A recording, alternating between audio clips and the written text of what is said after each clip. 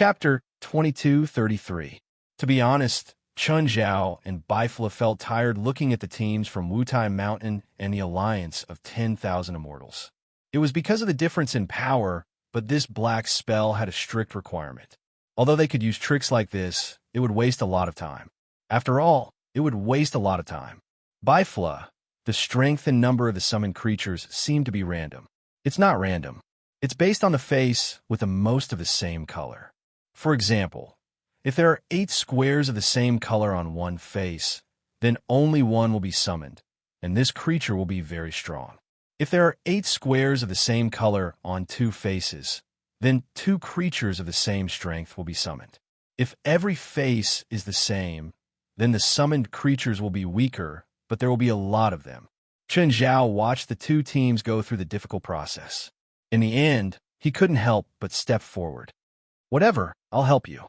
By this time, 3 hours had passed, but they were still a long way from assembling all 6 faces.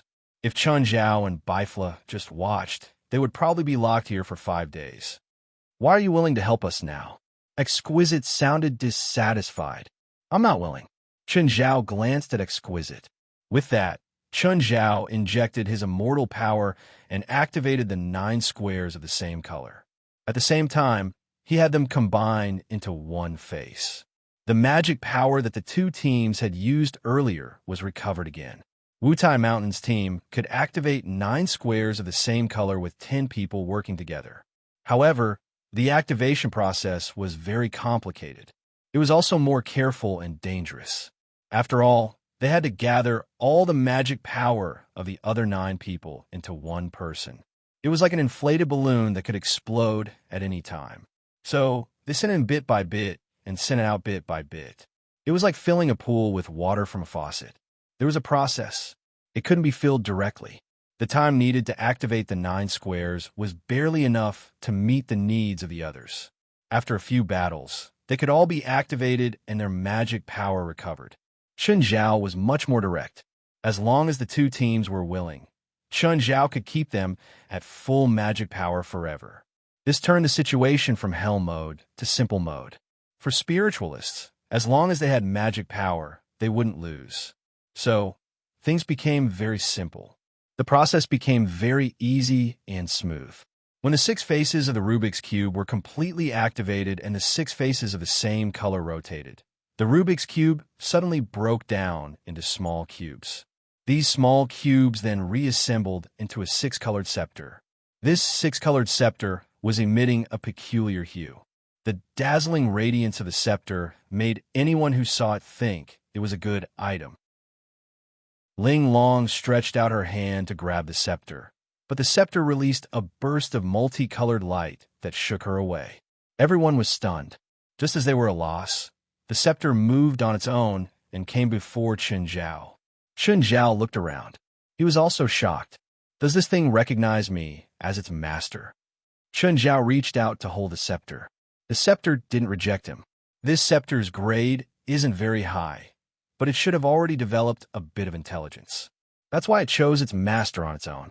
If you nurture it carefully, you might even be able to nurture a divine weapon. What the fuck is a godly artifact? Even if it's a godly artifact, it's useless. I've always used my fist to solve problems. Do I have to change to a long-range profession for this thing? I don't think that's appropriate. Chun Zhao looked at the scepter in his hand. How about you find someone else? I really don't need you here. Everyone was speechless. This scepter would be a priceless treasure no matter where it was. However, Chun Zhao's tone was full of disdain. After a spiritual weapon chooses its master, it won't betray him no matter what, Bifla said. They're simple and don't have complicated thoughts. Unless you're dead, it'll only recognize you as its master. Okay, I don't plan on dying for now. Chun Zhao weighed the scepter in his hand. They passed, right? What do we do now? As soon as he finished speaking, a 5-colored beam shot out of the scepter. The multicolored light fell on the opposite door. Then, the door made a clicking sound, and the door opened. The team from Wutai Mountain and the alliance of 10,000 immortals really didn't want to continue. It was too tiring. This level wasn't something spiritualists of their level could handle. For example, without Chun Zhao's help, they would probably need to spend 20 to 30 times more time to pass the test. They couldn't make any mistakes either. If they did, they wouldn't just face failure. Their lives would be in danger. But now, Chun Zhao and Bifla wouldn't allow them to retreat. After another half an hour of travel, they saw a figure in the distance. Ruig Des and Mado Hinji were standing in front of the third door. Ruig Des looked at the two teams coming from behind in shock. Chun Zhao and Bifla were at the back of the team and purposely hid, so Ruig didn't notice the two traitors. Ruig didn't think that these spiritualists, who were just kids in his eyes, could pass the second door so quickly. He was still at the third door, which made him feel awkward. He'd thought that the 20 people in the two teams definitely wouldn't be able to catch up to his speed. But reality slapped him hard in the face. "You guys actually came," Ruig Des said, squinting. There was a hint of surprise and doubt in his voice. The Wutai Mountain team and the alliance of 10,000 immortals all looked at Ruig Des warily. Since Ruig Des could pass the second door alone, it meant that he was also very powerful. "Don't be nervous. I don't plan on attacking you." Ruig Des' words didn't dispel the two teams' guard. "In a sense, we're not enemies, and we don't have any conflicts of interest. You want the Soul Stone, right? I don't need that. Plus, you've already proven your strength by passing the second door. I've also acknowledged you, so we can work together." Everyone looked at each other, although they hadn't completely dispelled their doubts. But if Ruig Des allied with them, it would undoubtedly be a great help to them. Chapter 22-34. In the end, the two sides formed an alliance. Of course, it wasn't because they trusted each other. It was because they had no conflict of interest. Ruig wasn't a participant in the Battle of Holy Glory, so he didn't need the Soul Stone. Ruig Des glanced at the two teams. Suddenly, he saw two figures at the back of the team. Ruig Des furrowed his brows. The two figures were obviously avoiding him, but Ruig didn't think too much about it. "Can you tell us about the situation here?" Tinkle looked at the gate in front of them. The gate was made entirely of black iron and seemed to weigh at least a dozen tons. Of course, if it was just this weight, it wouldn't be able to stop Ruig Des outside. Everyone looked at Ruig Des in confusion. They didn't find anything special about the black iron gate. Ruig Des glanced at the crowd. "Which one of you is an enhancer?" The 10 big baldies all stood up. "All of us," said Forensics. Ruig Des shook his head. "Your 9th level Dharma won't do. You look down on us. This gate requires all of our magic power to combine and concentrate on one person to push it open. Can you do it?" Ruig Des said, "I want a real enhancer, preferably a strength type, not someone like you who has been enhanced by spells. Besides, your Dharma is still inclined to physique, and the strength bonus is pitifully low." The 10 monks immediately fell silent. Indeed, their spells were also enhancers, but they all had that kind of tortoise shell and didn't stand out in terms of strength. "I'll do it." Just then, a big guy in a vest came out of the crowd. "You're a beast spirit? What breed?" Easterners called them monsters. Westerners also had the concept of monsters, but they called beasts in human form beast spirits. "Water buffalo," said the big guy in the vest. "You can do it." Ruig Des nodded. "The biggest problem for me at this level is that there's no strength enhancer at the front." Ruig Des was also helpless about this. Even if there was no one else, his magic power was enough. But he was an enhancer. He could not convert his magic power into pure power. The black iron door in front of him wasn't just a board, but an entire square. A huge piece of iron that weighed more than 100 tons. Of course, even if he had enough magic power, he would not do it alone. Even if they were now in an alliance, he did not fully trust the Wutai Mountain team and the Union of 10,000 Immortals team. Pushing such a heavy piece of iron consumed a lot of his energy as well. Therefore, if it was not necessary, he would not sacrifice himself. "We don't know the kind of spell that concentrates all of our magic power on one person," Ling Long said. "It's fine. I can set up a mana-gathering magic array," Ruig Des said. Exquisite and Rook Des were scheming to take advantage of him. Exquisite originally wanted to say that they didn't know this magic, so she wanted Ruig Des to transfer the magic to Old Cow alone. But Ruik was experienced, and he easily dispelled Exquisite's intentions. Soon, Ruik Des finished preparing the magic array. When everyone stepped onto the magic array, they cautiously probed it.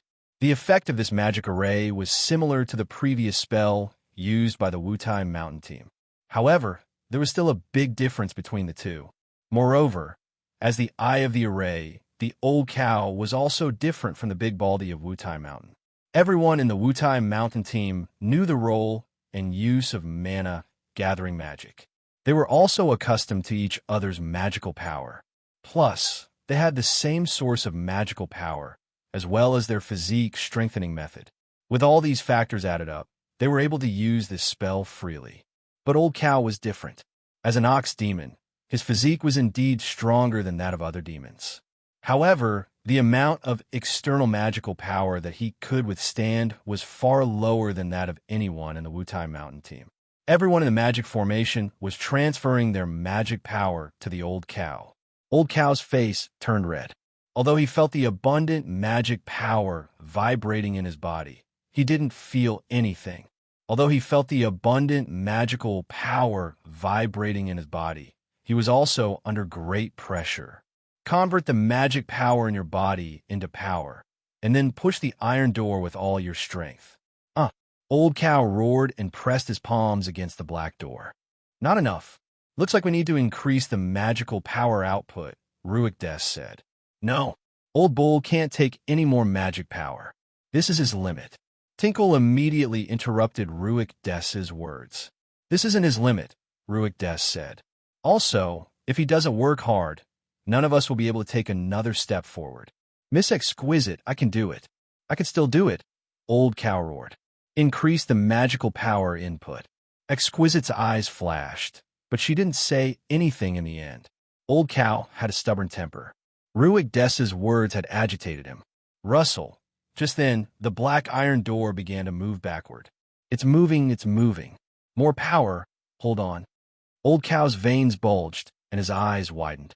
Suddenly, Old Cow's skin split open, and blood spurted out. Then, Old Cow collapsed to the ground. Everyone hurried forward to check on Old Cow's condition. His meridians are severely damaged, a pale demon said. Thankfully, his demon core isn't injured. Otherwise, he wouldn't even be able to maintain his human form. It's all your rotten idea. Exquisite looked at Ruik Des, her tone very displeased. You can't blame me for this. Besides, I contributed the most magical power, so you naturally have to contribute as well. We are only allies, not subordinates. You better understand the situation. Exquisite snorted lightly and didn't say anything else. What do we do now? We've only pushed the door a little. It's far from meeting the requirements. Can't we destroy the door? This is obsidian. Although it's not as immune to magic as black profound gold, it still has extremely high magic resistance. When our magic lands on the obsidian, its power is reduced by 90%. Also, some magical metal has been added to the door, making the material even more indestructible. It's almost impossible to destroy the door through brute force. In any case, don't even think about letting Old Cow continue. He's already injured. I didn't say that he must go, but this obstacle still requires everyone's efforts. Chapter 2235. That door can only be pushed open? Chen Zhao asked. For you and I, of course, there are more choices. We can even destroy it directly, but they can't. Ruik Des might have other methods, but that method is too costly for him. He won't use this method, Bifla said. Ruik Des was still discussing with the two teams how to solve their current problem. Mato Shinji's gaze landed on the crowd. She didn't know why, but she had a strange feeling. It was a familiar yet strange feeling. She couldn't explain it, but she couldn't ignore it either. Mato Shinji looked at the two teams. Suddenly, she saw two figures. The two figures only appeared for a brief moment before disappearing in front of her eyes in an instant. Mato Shinji's heart skipped a beat. It's you. It was only for a moment, but Mato Shinji immediately thought of the two extremely evil traitors. Everyone turned to look at Mato Shinji. They didn't know about Mato Shinji's existence. When they saw Mato Shinji, they were shocked at first. Then they looked at her even more warily. They didn't understand why there was suddenly another person. Mato, what's wrong? Ruik Des asked. At the same time, his voice indicated that Mato Shinji wasn't an enemy. Mr. Des, it's those two, Mato Shinji said. Mato Shinji said, those two are in their team. No. To be precise, those two are part of their team. Those two people, are you talking about the two guys who betrayed us back then? Yes, those two.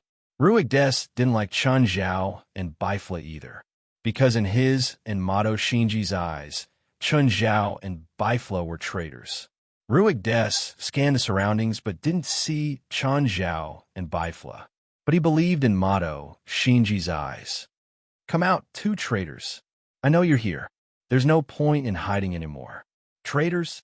Chun Zhao and Bifla revealed themselves at the same time and walked out of the crowd.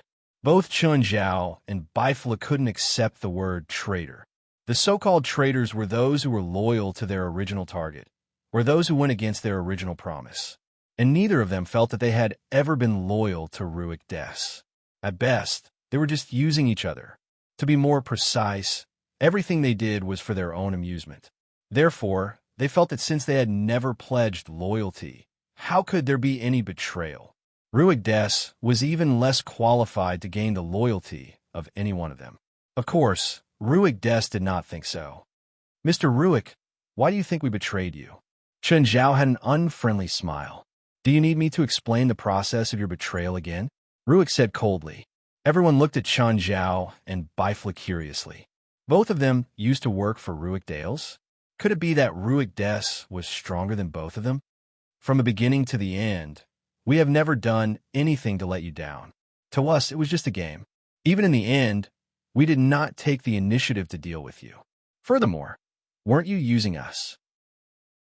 We were just cooperating with you to put on a show.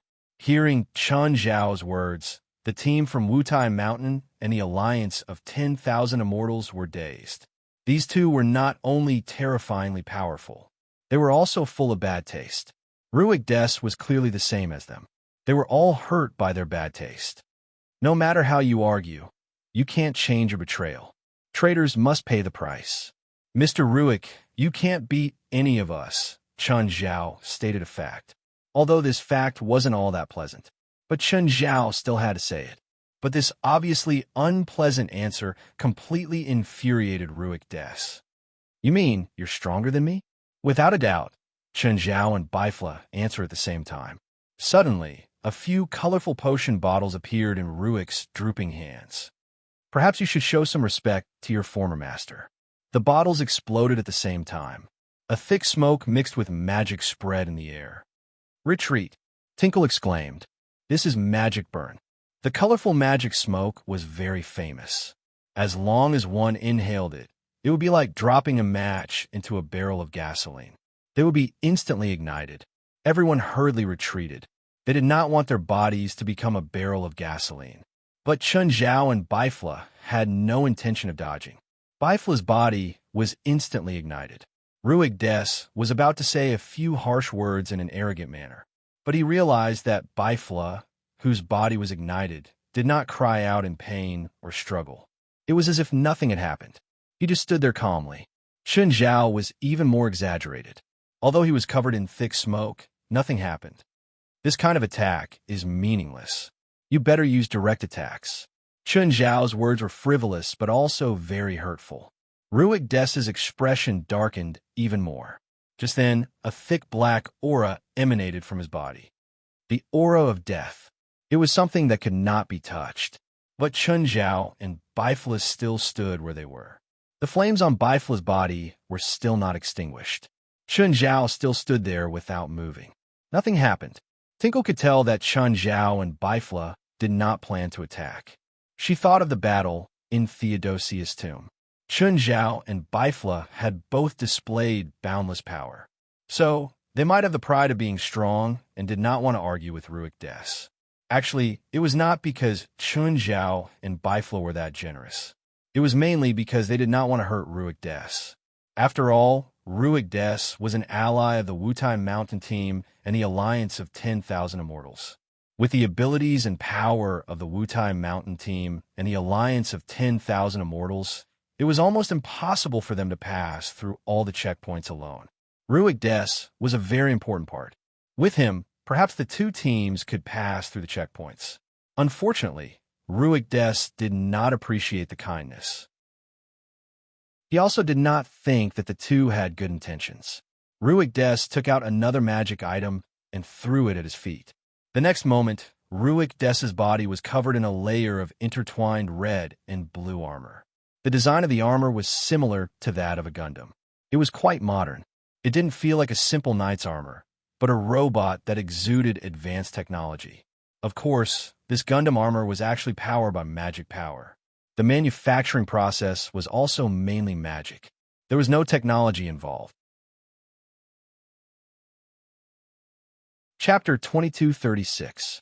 This was Ruik Des's pinnacle work of alchemy.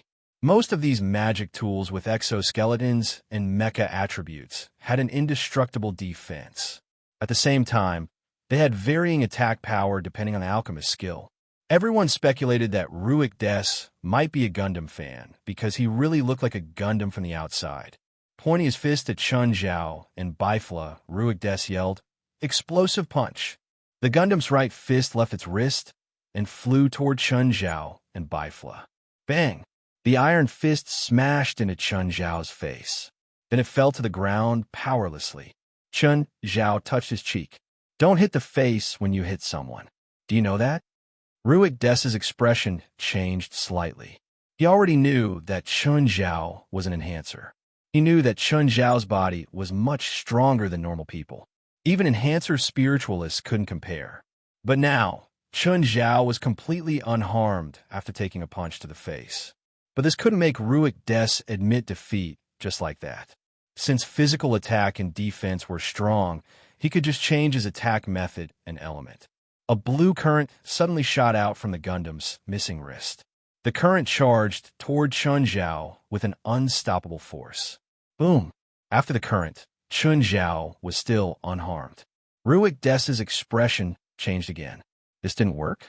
Ruik Des couldn't help but hesitate. He was confident that he still had other methods, and even trump cards. He could definitely defeat these two arrogant and ignorant guys. But was it really worth it to pay such a huge price for them? Most of the time, the attitude of the two sides on the battlefield depended on the opponent's strength. If Chun Zhao and Bifla were really enemies that could be wiped out at will, Ruik Des definitely wouldn't be stingy with his casual attack. But he didn't give up just like that. He wanted to try again with an even stronger attack. Just then, an energy palm formed at the Gundam's broken right wrist. The energy palm condensed another energy sword. Hiss! The Wutai Mountain team and the alliance of 10,000 immortals all gasped. What a massive magic power!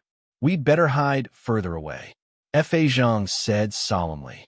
In the past, when he and his fellow disciples faced most of the attacks, they directly used their faces to block. But in the face of Ruik Des's attack again, it was too late. He didn't have much confidence. At the same time, he once again felt the difference brought about by different levels. Only a huge amount of pure magic power could condense such a weapon. From this, it could be seen that Ruik Des's magic power had reached the highest level. Of course, if it was just magic power, the amount of consumption would be too large. Even Ruik Des would not waste magic power like this. It was released through the Gundam's internal magical device after it compressed and transformed mana. Although it looked powerful, it didn't consume as much mana as he had imagined. Ruik Des growled and raised his sword. This was the perfect combination of physical and magical attacks. It surpassed the vast majority of attacks. Most of the spiritualists, no matter how powerful they were, would either use magic or physical attacks to attack. There were very few ways to attack with both physical and magical elements at the same time. The energy blade slashed at Chun Zhao's neck. Chun Zhao grinned. Dark magma suddenly shot up, blocking the energy blade and wrapping around it at the same time. He didn't want to see who was tougher between his neck and the energy blade. Ruik Des wanted to pull out his sword and slash again, but when he pulled it out of the dark lava, he realized that it was actually corroded. Ruik Des was not disappointed. Instead, he felt proud. He had tested Chun Zhao's bottom line. This was Chun Zhao's first time actively defending. This meant that the attack could hurt him. Just then, Tinkle said, "Guys, I don't know what grudges you have, but now is definitely not the time for you to fight." Ruik Des wasn't completely unconcerned. After all, they were in a dilemma. The space here wasn't very big. In the previous attacks, he had purposely chosen to attack in a specific direction. He just didn't want to affect Madoua Shinji. Madoua Shinji's body was stronger than a normal person's, but if she faced Chun Zhao, she might be affected by the shockwaves. There were still 2 more levels. He had to conserve his magic for the next 2 doors. Also, with Tinkle's obstruction and persuasion, it gave him a way out. So, he didn't want to fight anymore. After you leave this place, you'd better run faster. Ruik Des threw down a harsh sentence coldly. Chun Zhao smiled and didn't continue. Tinkle, on the other hand, was troubled. Originally, Ruik Des was willing to help. Now, Chun Zhao and Bifla, 2 great enemies, were eyeing him. He would definitely be more careful. Since they're here, I won't do it alone. Plus, I'm allying with you, not them. Ruik Des made it clear. Either everyone stared at him, or they had to help too. Tinkle was afraid of this. She couldn't help but blame Chun Zhao and Bifla. Not only did they have bad interests, but they also made enemies everywhere. We can help too. How about you leave this level to us? What do you think? The flames on Bifla's body had already been extinguished. His clothes weren't damaged at all, let alone his skin. Ruik Des's eyes narrowed. He couldn't tell what magic system Bifla used. Elemental magic? Didn't seem like it. There were no elemental waves on him. Ruik Des's gaze shifted to Chun Zhao again. This made his heart inexplicably heavy. Dealing with Chun Zhao was already difficult enough.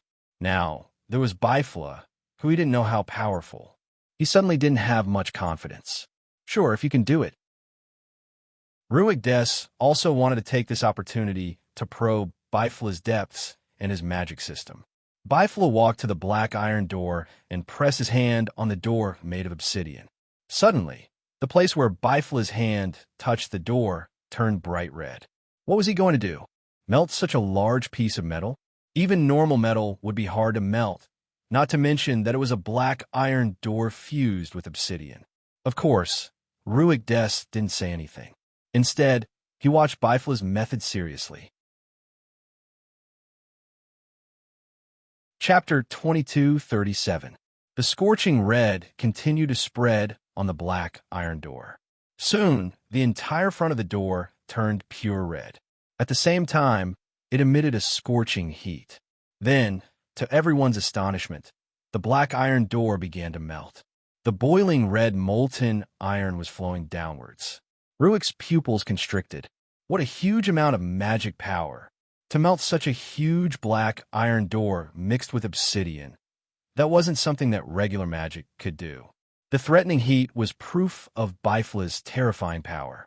Ruik calculated silently in his heart. In the end, he came to the conclusion that Bifla's magic power wasn't lower than his. Of course, pure magic power couldn't do this. It also had to meet the requirements of attributes. It was like how pure electricity couldn't melt iron. However, if it was converted into heat by a machine, it could be easily done. The others were even more amazed. Even Chun Zhao felt ashamed of his inferiority. The power needed to destroy something and melt it were 2 different concepts. Finally, the entire black iron door melted. It revealed an unobstructed passage. Bifla retracted his hand, and the molten iron on the ground was sucked into his palm. No one knew how Bifla absorbed so much molten iron and where he stored it. Of course, the team from Wutai Mountain and the alliance of 10,000 immortals had already seen Bifla's power. Thus, they weren't surprised. Everyone stood before the passage. It was pitch black before them. There wasn't a single trace of light, but there were gusts of wind coming from inside. It was as if a huge creature was breathing inside. Everyone looked at each other. In the end, their gazes landed on Chun Zhao, Bifla, and Ruik Des. The 3 of them were the strongest, so it was only natural that they would be chosen as the vanguard. Of course, if it was just any one of them, the 2 teams wouldn't be able to control them. However, what made them feel fortunate was that the three of them were divided into two camps. The grudge between them gave the members of the two teams a chance to breathe. It's your turn to take the lead next, Mr. Ruick. Ruick Des glanced at the passage. I won't deal with the guy at the next level. You seem to know what was inside. What's inside? A magical creature immune to magic, a behemoth. Behemoth? Is this a magical creature that specializes in physical attacks? Yes. Then leave this guy to me, Chun Zhao said. You're in charge of the next level? Sure. But that guy isn't easy to deal with. He's known as the Dragon Slayer, and his strength is greater than a dragon's. Everyone's eyelids twitched. Whether it was in the east or the west, a giant dragon was a symbol of power. A magical creature that could slay dragons was undoubtedly an extremely terrifying existence. But Chun Zhao didn't hesitate at all. He walked into the dark tunnel without looking back. Roar! A rough roar came from the passageway. Following that, the ground and ceiling began to shake. The continuous tremors caused everyone's heart to palpitate. The air rushing out of the passageway also became rushed. Rumble! There was another huge tremor. This time, the tremor was even more violent than before. The passageway looked like it was about to collapse, on the verge of collapse. Suddenly, two beams of light appeared in front of them. The two beams of light appeared very suddenly, but they only lasted for about 10 seconds. The beams of light gradually dimmed. We can go in now, Bifla said indifferently, leading the way. Ruick Des furrowed his brows, but he still followed closely behind. When they reached the end of the passageway, they saw the corpse of a giant beast with its head separated from its body on the ground. The beast's hideous and terrifying head was facing the passageway they'd come from. The two beams of light they'd seen earlier were the eyes of the head. But in the end, the light disappeared along with its life force. Ruick Des saw that Chun Zhao had his hands in his pockets and was clean. He didn't look like he'd just gone through a huge battle. Ruick Des couldn't help but speculate. What method had Chun Zhao used to kill the beast in such a short time? Ruick Des's gaze landed on the beast's decapitated head. The cut was very smooth. It looked like it had been cut by a sharp weapon. This guy was also very scary when he was young. This was Ruick Des's evaluation of Chun Zhao. Where did these two asterisk souls come from?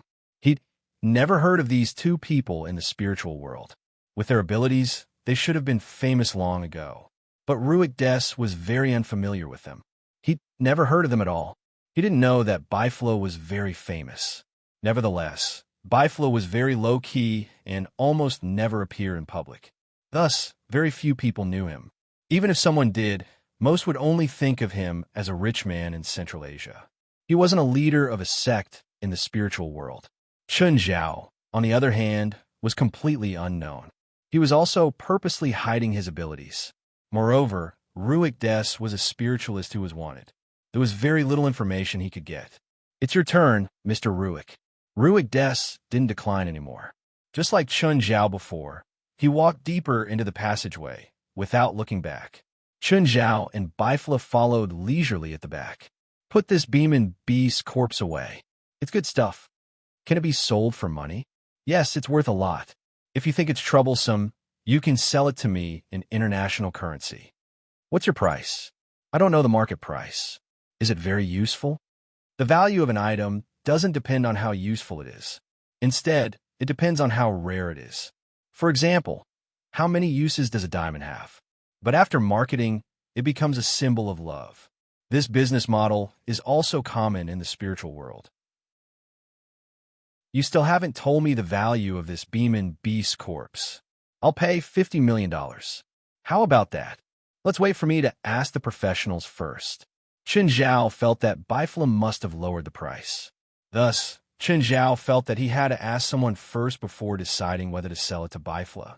After putting away the Beeman beast corpse, Chun Zhao continued forward with the others. There were damaged puppets all along the way. Judging from the marks on the puppets, they should have been caused by Ruick Des not long ago. Chapter 2238. What's going on here? Chun Zhao asked, confused. It doesn't feel like a place for people to live or for these kids to train. You still don't understand? Bifla glanced at Chen Zhao. Understand what? Theodosius I's tomb is the same. This place is the same. It's not for the participants of the battle of holy glory. It's a trap. Trap? Put yourself in their shoes and you'll understand. If it were you, would you set up such a difficult and dangerous trial for your subordinates? Bifla asked. This trap is for us? Chen Zhao suddenly realized something. You're thinking too much. The two of us just stumbled into this place by accident. This trap is probably targeted at the three chairmen. Normally, only spiritualists at the level of the three chairmen would be able to break a trap of this difficulty. I don't know that Wendy, Chen Zhao said, but Zhang Tianyi and 23rd Blood Mary are both strong. This trap can't stop them. Of the three Shang-Qing realm cultivators that Chen Zhao knew, Zhang Tianyi was undoubtedly the strongest. 23rd Blood Mary was second. Bifla was a new Shang-Qing realm cultivator. He should be the weakest. Ignoring the latter two, Zhang Tianyi was the one Chen Zhao couldn't figure out the most. Chen Zhao was confident that he wouldn't lose to Zhang Tianyi, but he really wasn't confident that he could defeat Zhang Tianyi. The old man was really unfathomable, even though Chen Zhao had the power of a demon lord. But when he faced Zhang Tianyi, he always felt uncertain. He didn't even want to stand on the opposite side of Zhang. Chen Zhao didn't know if this was his fear of Zhang, or if Zhang had some kind of power that was controlling his heart. Anyway, Chen Zhao felt that offending Zhang was really troublesome.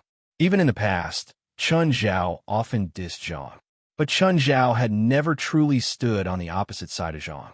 Indeed, Chen Zhao had powerful and mysterious power, but Zhang also had a peerless orthodoxy. The accumulated wisdom of thousands of years had made Zhang Tianyi. Chen Zhao had estimated the difference in power between him and Zhang. The most optimistic outcome was that no one could do anything to the other.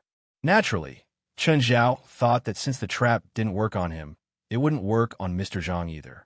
Moreover, it was still far from being effective or threatening.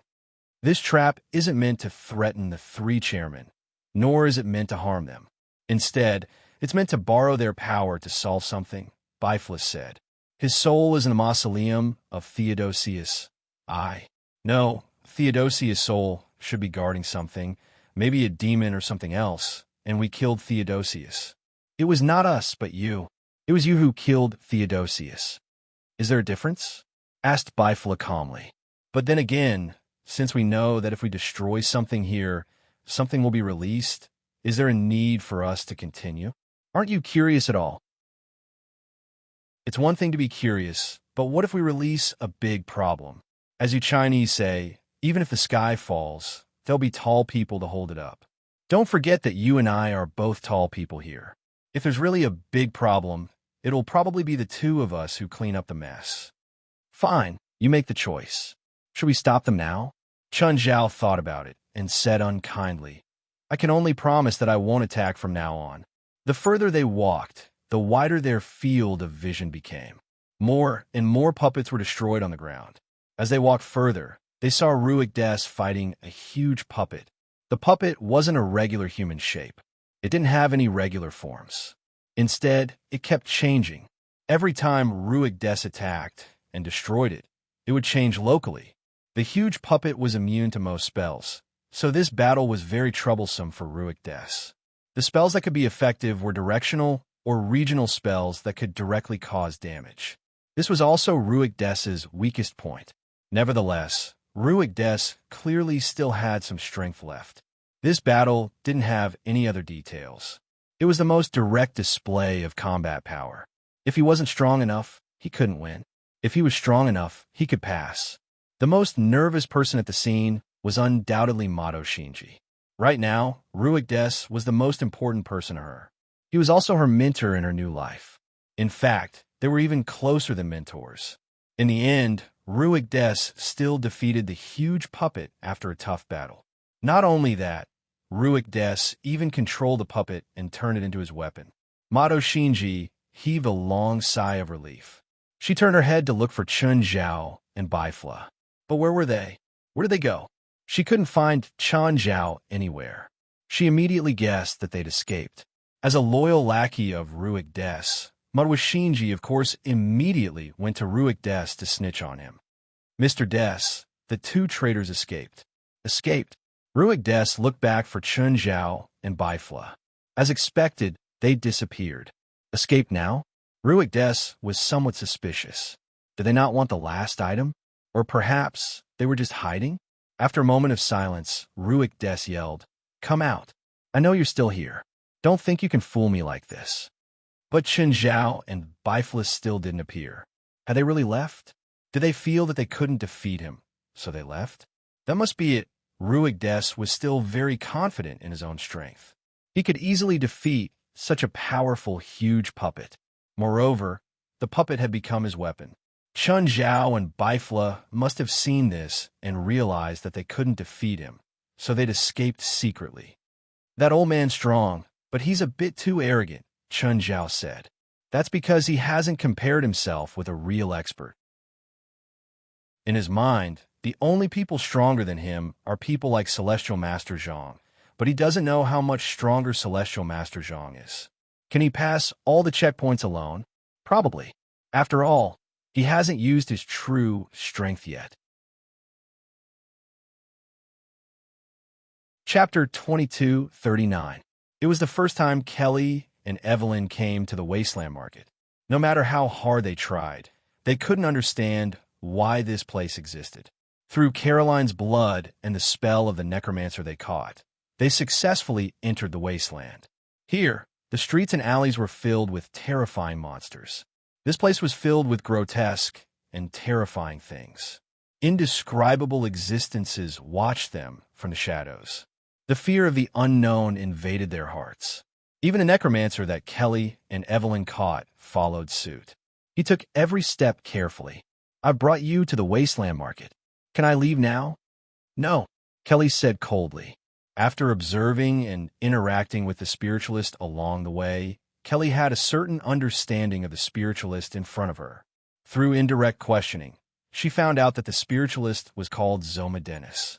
He was an illusionary spiritualist, although Kelly didn't know anything about him. However, he roughly knew Zoma Dennis' weakness. He could create illusions and mastered beginner summoning spells. The monster that had attacked them and killed Caroline was summoned by Zoma Dennis. Zoma Dennis, on the other hand, was very weak in close combat or hand-to-hand combat. For example, when Kelly got close to him, he was immediately subdued. He didn't even have a chance to resist. "I've already brought you into the Wasteland Market. I'm useless now," Zoma Dennis said with a sad face. How could he be useless? They knew nothing about this place. Zoma Dennis was still very useful to them. Leaving means death. Kelly pointed the gun at Zoma Dennis without hesitation. Along the way, Kelly had noticed Zoma Dennis's little tricks many times. Because of her ignorance of magic, Kelly was even more careful.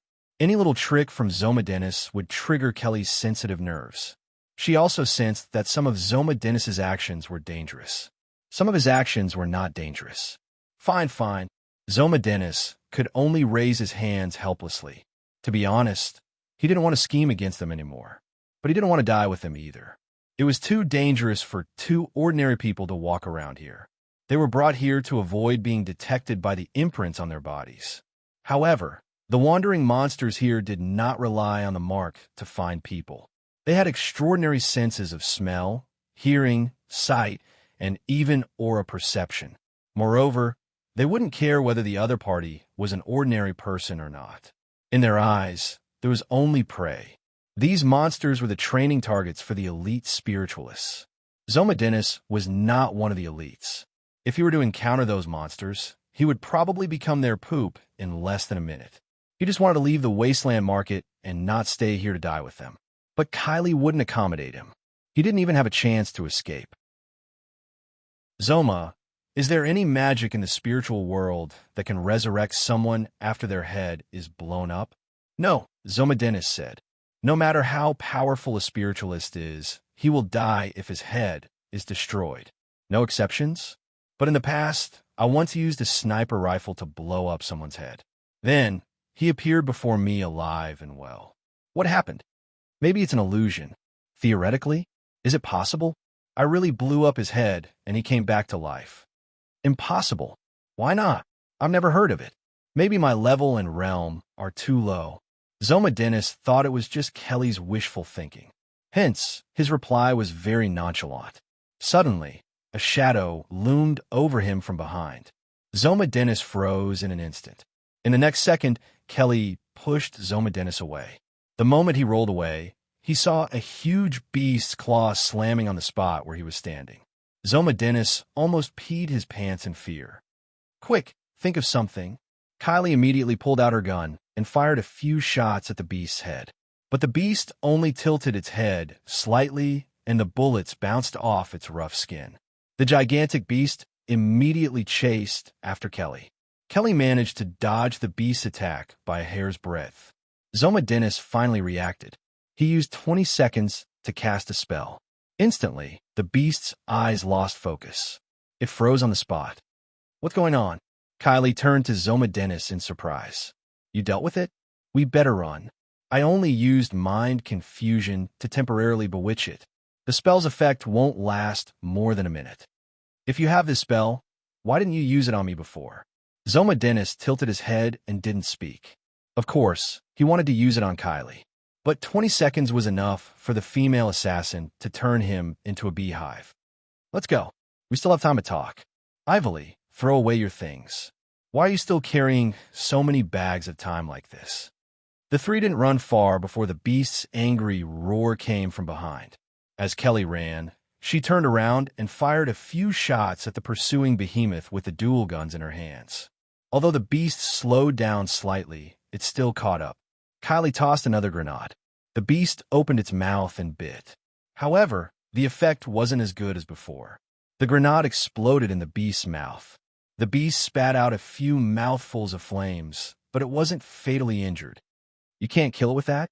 Kylie gasped. The grenade didn't hurt the beast. Instead, it became more violent. The gigantic beast swung its claws at Kylie. Kylie pounced like a hungry dog and dodged the beast's attack with great difficulty. However, she couldn't get up in time. The behemoth's second sweep was already within reach. At this moment, the gigantic beast's movements suddenly froze in place and stopped. Kylie looked at the beast in shock. If the beast's claws landed, she would lose her life. However, its claws seemed to be caught by something. Then, the beast's flesh started pulling backwards. More accurately, it was shrinking toward a single point. When the beast was completely shrunk into a single point, Kylie finally saw it clearly. There were two people standing behind the beast. One was a sage-like old man, and the other was a sloppy middle-aged man. Chapter 2240. The giant beast seemed to have landed in the palm of the sloppy middle-aged man when it finally shrunk to the end. Kelly looked at the two people. She didn't know if she should thank them. She didn't even know if the two people who had suddenly appeared were enemies. If they were enemies, then she would be in a more hopeless situation than she had ever been in the past. Such a terrifying, huge beast was like a kitten in front of these two people. It was instantly killed. No matter how arrogant and ignorant Kelly was, she didn't think she could defeat them. As for Ivily, she was so scared that her face had turned pale. As for Zoma Dennis, his eyes were fixed on the two men. Kelly could even hear Zoma Dennis' hurried breathing. Two commoners. Zhang Tianyi immediately realized that Kelly and Ivily were commoners.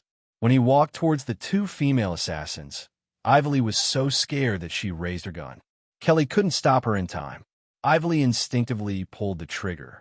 Zhang Tianyi tilted his head slightly and looked at the two women in surprise. So it's two female assassins. Zhang Tianyi turned his gaze to Zoma Dennis.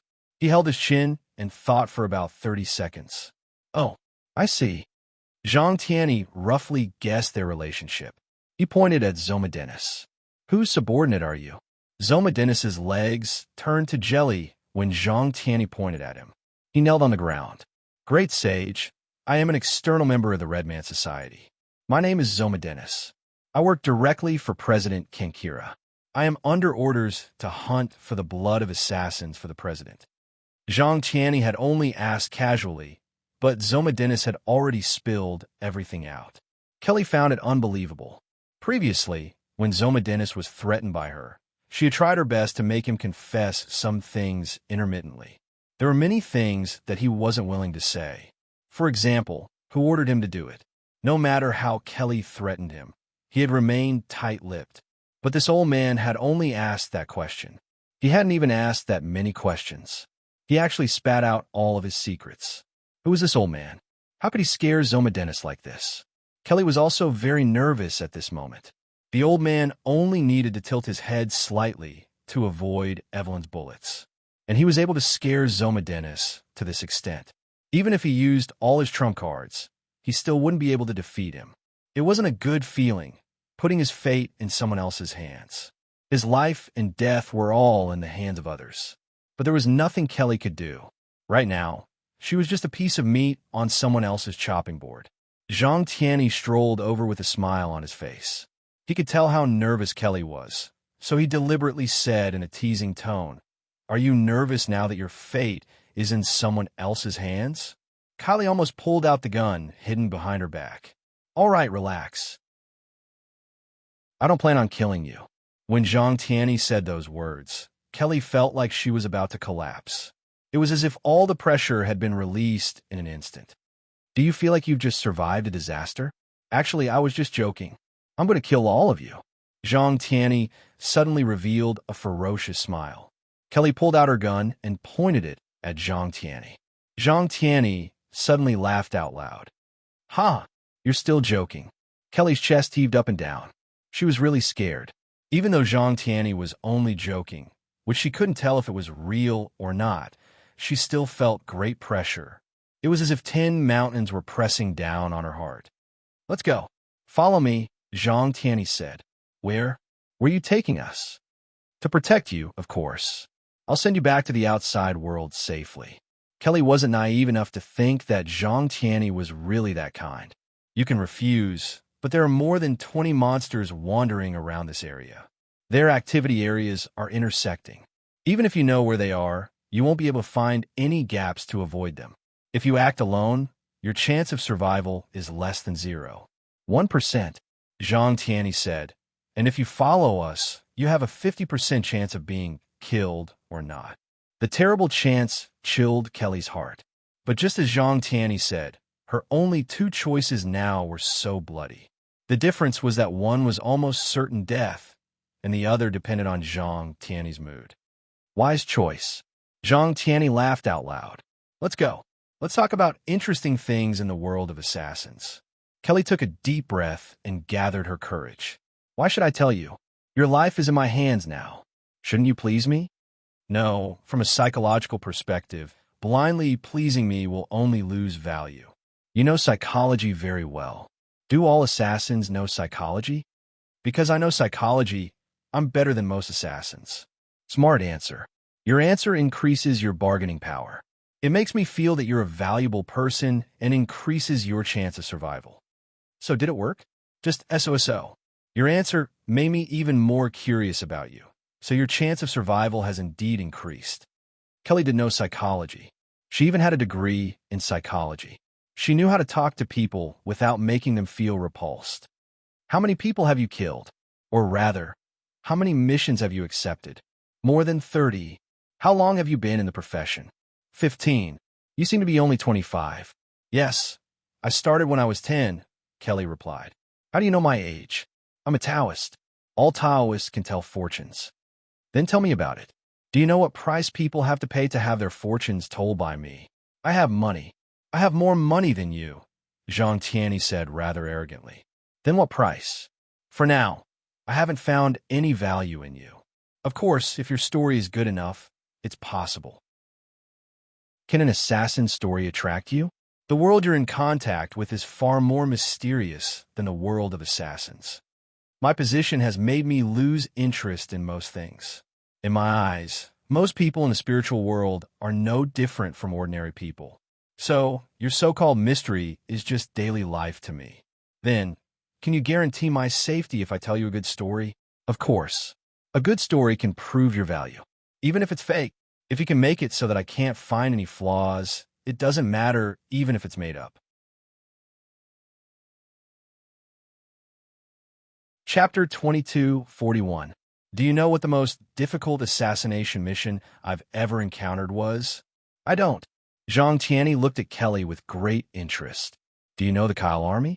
Kelly asked again. Never heard of it. Mercenaries? No, it's a private army formed by the super-rich Kyle. The number of members is maintained at around 1,000, and they also have a fixed military base. As Kelly spoke, she secretly observed Zhang Tianyi's expression. Zhang Tianyi didn't look expectant. In fact, when he heard this, Zhang Tianyi already guessed that Kelly would tell him how she killed everyone. This kind of story wasn't attractive to Zhang Tianyi at all. If Zhang Tianyi wanted to hear this kind of story, there were plenty of spiritualists in the spiritual world who would be willing to tell him all day long. The military base is located in Antarctica, close to the central area, and it's almost impossible to get there with most transportation, Kelly said. Do you know how I got to the military base? Zhang Tianyi thought about it. All he could think of was using magic to get there. For Zhang Tianyi, this wasn't difficult at all. But on second thought, Kelly was just an ordinary person.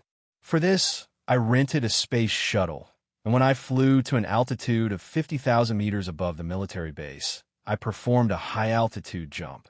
At the same time, to avoid detection, I couldn't land at all, Kelly continued. A 50,000-meter jump? You didn't use a parachute? Are you sure you're not talking about a story from the spiritual world? Kelly ignored Zhang Tianyi's doubt and continued. Of course, this requires a certain amount of technical support, as well as certain external conditions. When I jumped from a space shuttle, I brought an inner inflatable balloon with me.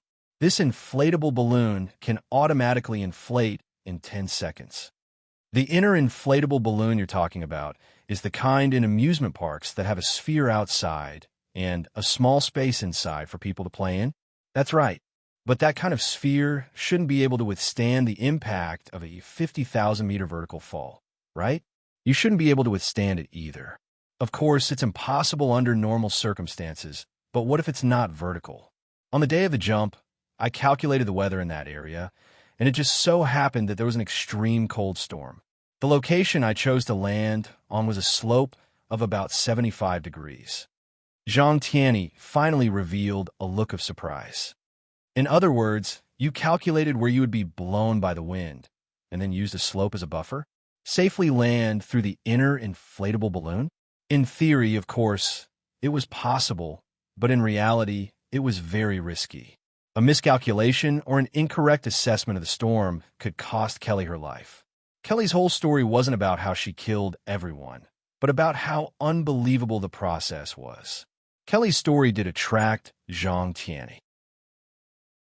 In fact, as you said, although I did the calculations and asked professional mathematical engineers to verify the calculations, in the process of execution, I was still blown away from the predetermined landing position, completely deviating from the predetermined slope. Then what did you do? No, I should say, how did you survive? When I was in the sky, I was falling at a speed of 100 meters per second, so I didn't have much time to think, so I could only change my strategy. I opened the inner inflatable balloon and changed the original height from 300 meters to 150 meters. In other words, if I didn't handle it well, I would be smashed in a meat paste in less than 2 seconds. At this moment, even Ivali and Zomadenis looked surprised and curious. They all wanted to know how Kelly managed to save the day. The moment the inner inflatable balloon was filled with air, I pierced the outer membrane and let the ball's air burst out instantly, forming a propulsion effect. I kept moving forward with the storm, and at the same time, it reduced the impact of my fall. Did you succeed? Kelly was standing in front of Zhang Tianyi now. He couldn't help but ask Kelly this question. On the surface, I succeeded. At least I didn't fall to my death. Kelly smiled bitterly and said, but both of my legs and one of my arms were completely broken. I lost the most basic ability to move. I lay in a world of ice and snow, as well as the world's most terrifying extreme cold storm, for 6 days. Although it was unfortunate, it could also be said that I was lucky. I fell in the habitat of a group of penguins. These penguins weren't afraid of humans, and they were even curious about humans. They were really a group of magical animals. On the second day I came into contact with them, they actually treated me as one of their kind and started catching fish for me to eat. In 6 days, I recovered the most basic ability to move. Coincidentally, that Mr. Kyle was out hunting and his target was this group of penguins. I lay in the group of penguins, surrounded by many penguins, and gave my target a fatal blow. That was my most difficult mission. Everything deviated from the initial plan, but at that moment, everything returned to the right track. Zhang Tianyi felt that it was unbelievable that Kelly had completed the mission in such an unimaginable way. Everything deviated from the original plan, but everything returned to the right track inexplicably. It was hard to imagine how Kelly had survived 6 days. Not a bad story. Zhang Tianyi hadn't heard any flaws yet, so he felt that the story was quite good. Kelly's handling of the details was also very good. It was thrilling, exciting, and unbelievable. Right, I was 14 that year. Zhang Tianyi sucked in a cold breath. Even Wendy, who had been expressionless, couldn't help but look askance. After that, every 2 years, I would return to that group of penguins and spend a few days with them. It was also that experience that made me become an animal protector. Kelly paused and continued. That was my most difficult mission. Next, I'm going to talk about the strangest assassination target.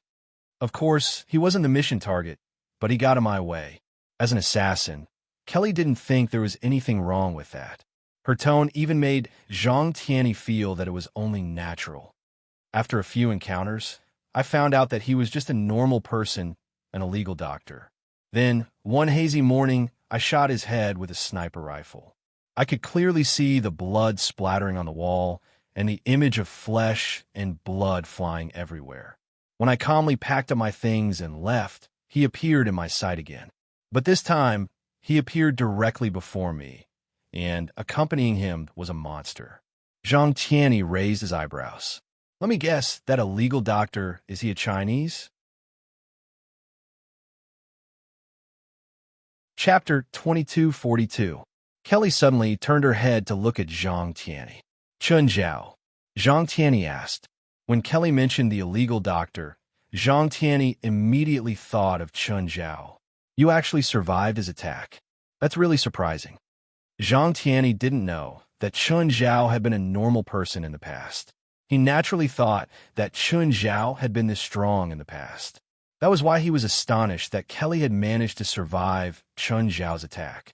He's very strong, right? All the monsters here together aren't enough for him, Zhang Tianyi said. Wendy couldn't help but glance at Zhang Tianyi. As the manager here, he was also the person in charge. He'd created all the monsters here.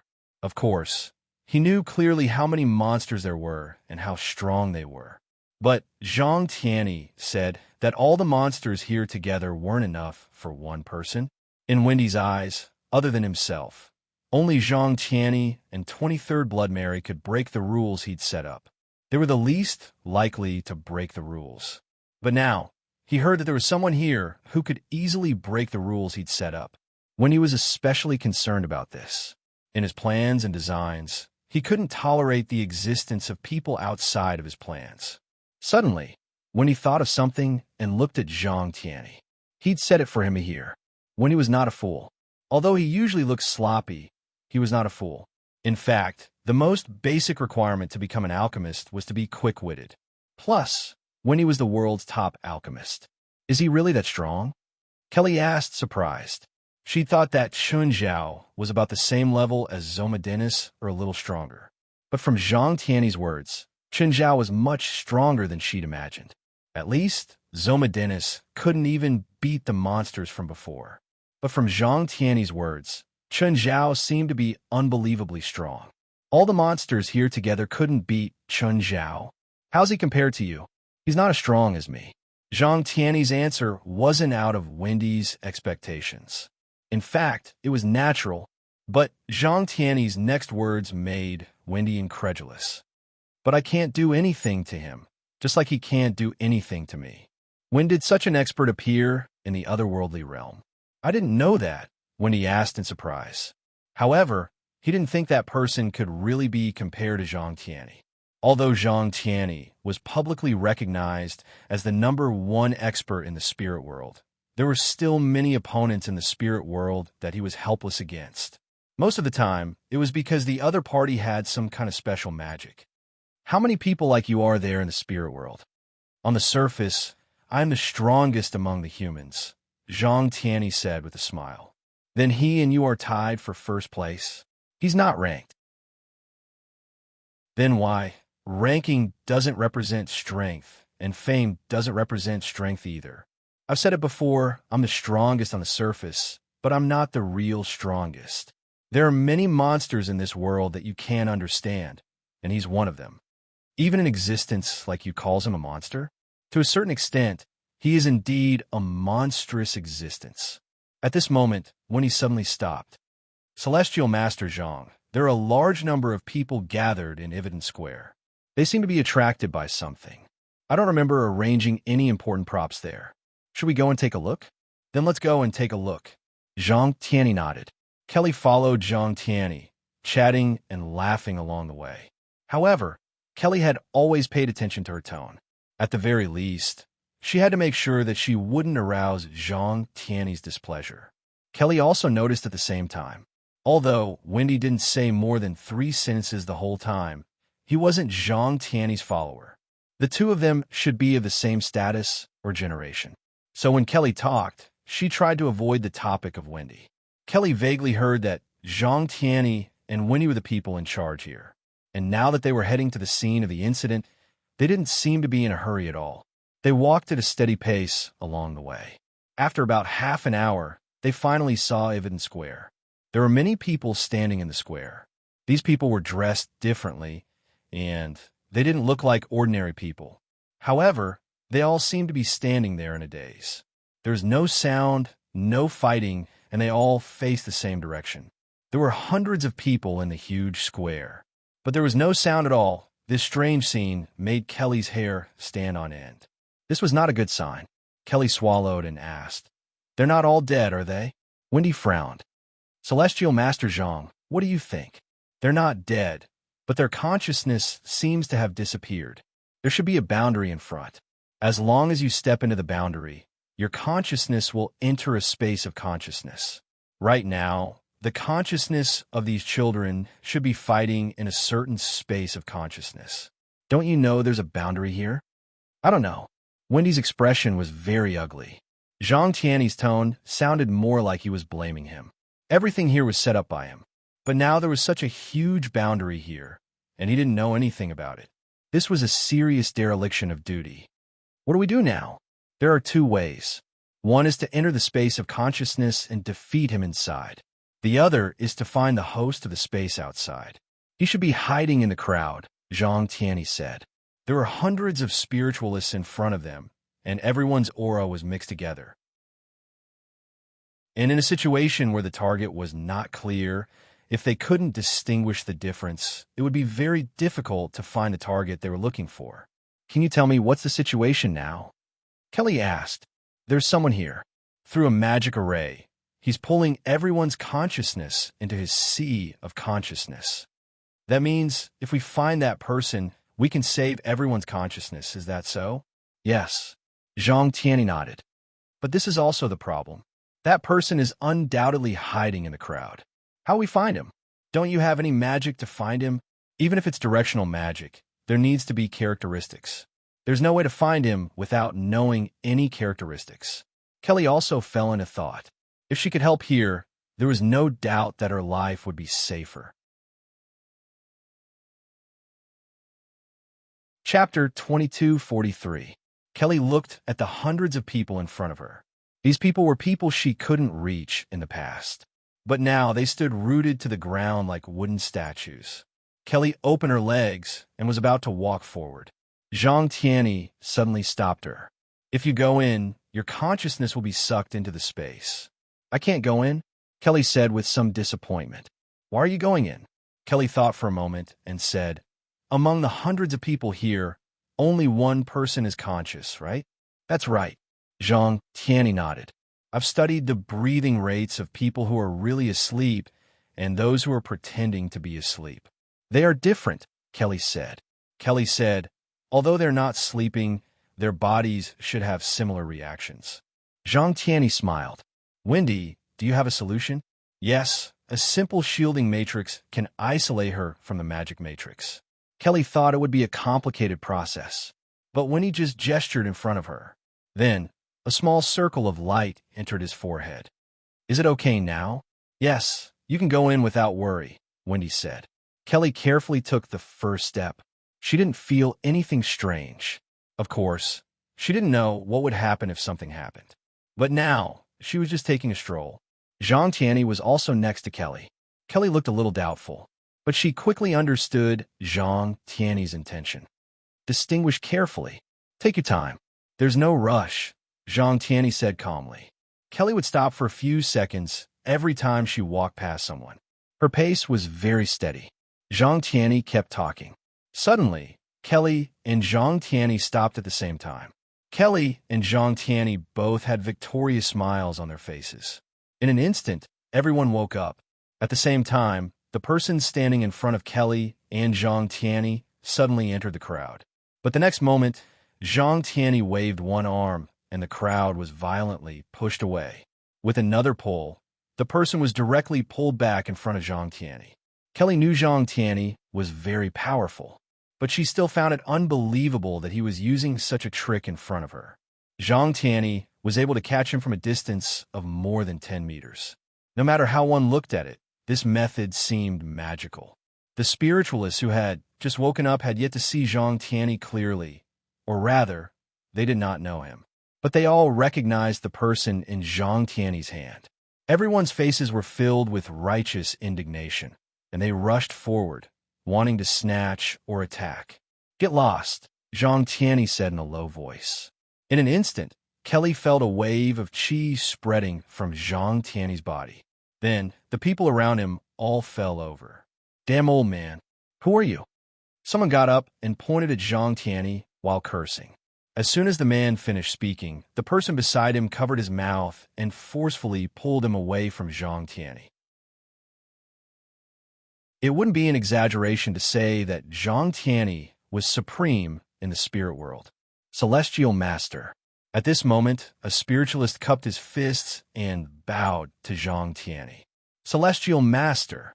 The sound quickly spread throughout the square. No matter how arrogant he was, he didn't dare to provoke Zhang Tianyi. Arrogance depended on who you were dealing with. Those who were arrogant in front of Zhang Tianyi, even if Zhang Tianyi didn't cause trouble for them, their elders would. Step down. Zhang Tianyi still had that arrogant attitude. Yes, Celestial Master. Everyone dispersed in an uproar, even though these people were still angry because their consciousness had been imprisoned. But Zhang Tianyi's orders had to be obeyed. Right now, Zhang Tianyi was more or less the leader of the martial arts circle in the spirit world. Before long, all the spiritualists had left. Not a single one was left. Zhang Tianyi directly threw that person to the ground. That person lay on the ground, looking left and right, as if he still hadn't given up. When he walked over, "You can't run. You should know who you're facing." That person's gaze finally fell on Zhang Tianyi, and he took a deep breath. Celestial Master, ask whatever you want to ask. I'll definitely tell you everything I know. Kelly revealed a surprised expression once again, but then felt that it was only natural. What's your name? Lippard. Of course, you can also call me Nightmare. Nightmare? The seventh of the 10 villains, Nightmare. When he looked at Lippard in surprise. I feel extremely honored to have Mr. Wendy remember my name. I also know your name. Shouldn't you feel even more honored? Zhang Tianyi asked with a smile. Lippard laughed bitterly. But I can't feel happy right now. No matter who it was, being Zhang Tianyi's enemy and being caught red-handed by him wouldn't feel happy. Although Leopard was a famous figure in the spirit world, and he had stirred up quite a storm, he was not a small figure. But facing Zhang Tianyi, he still couldn't muster the slightest bit of resistance. Just like what happened to Zomadenis. He wanted nothing more than to pull out all his trump cards for Zhang Tianyi to see. Actually, they were all smart people. Zhang Tianyi wasn't just famous. He had methods that were even more terrifying than his reputation. There was no point in hiding in front of him. Sooner or later, he would find out. Why make himself suffer a bit more? Don't tell me that you came here on your own to kill time. Tell me your goal and the organization behind you. I was hired this time. The person who hired me is also one of the 10 villains, Quicksilver. What does he want you to do? Create chaos, Lippard said. I understand now. His goal isn't for me to create chaos, but for me to attract your attention, Celestial Master. At this point, Lippard felt dejected. After all, being used as a chess piece wasn't something that anyone would feel happy about. Moreover, he was a one-time use chess piece. After using it, he would be thrown away. That Quicksilver is also in the wasteland market. I don't know, Lippard replied helplessly. How do you communicate with him? I can't tell you. I've never seen Quicksilver, and I don't know what he looks like. I don't even know his gender. Zhang Tianyi didn't doubt Lippard's answer. It was very likely that what he said was true. If a spiritualist wanted to hide their identity, there were too many ways to do so. I don't know what Quicksilver wants either, Lippard said. Then what else can you tell me? Not long ago, I saw the leader of the 10 villains, Sickle, in a hotel in Istanbul. I don't know if his appearance here has anything to do with Quicksilver. Chapter 2244. The 10 villains weren't directly related to each other. It was more like a ranking. Of course, the 10 villains weren't just a ranking. More often than not, they represented the darkest part of an era. The so-called cults, thugs, and villains couldn't be compared to them at all.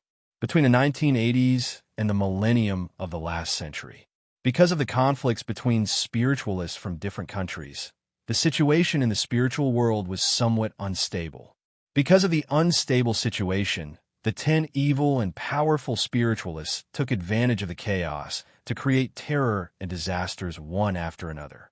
They didn't have any obvious religious leanings, goals, or grudges.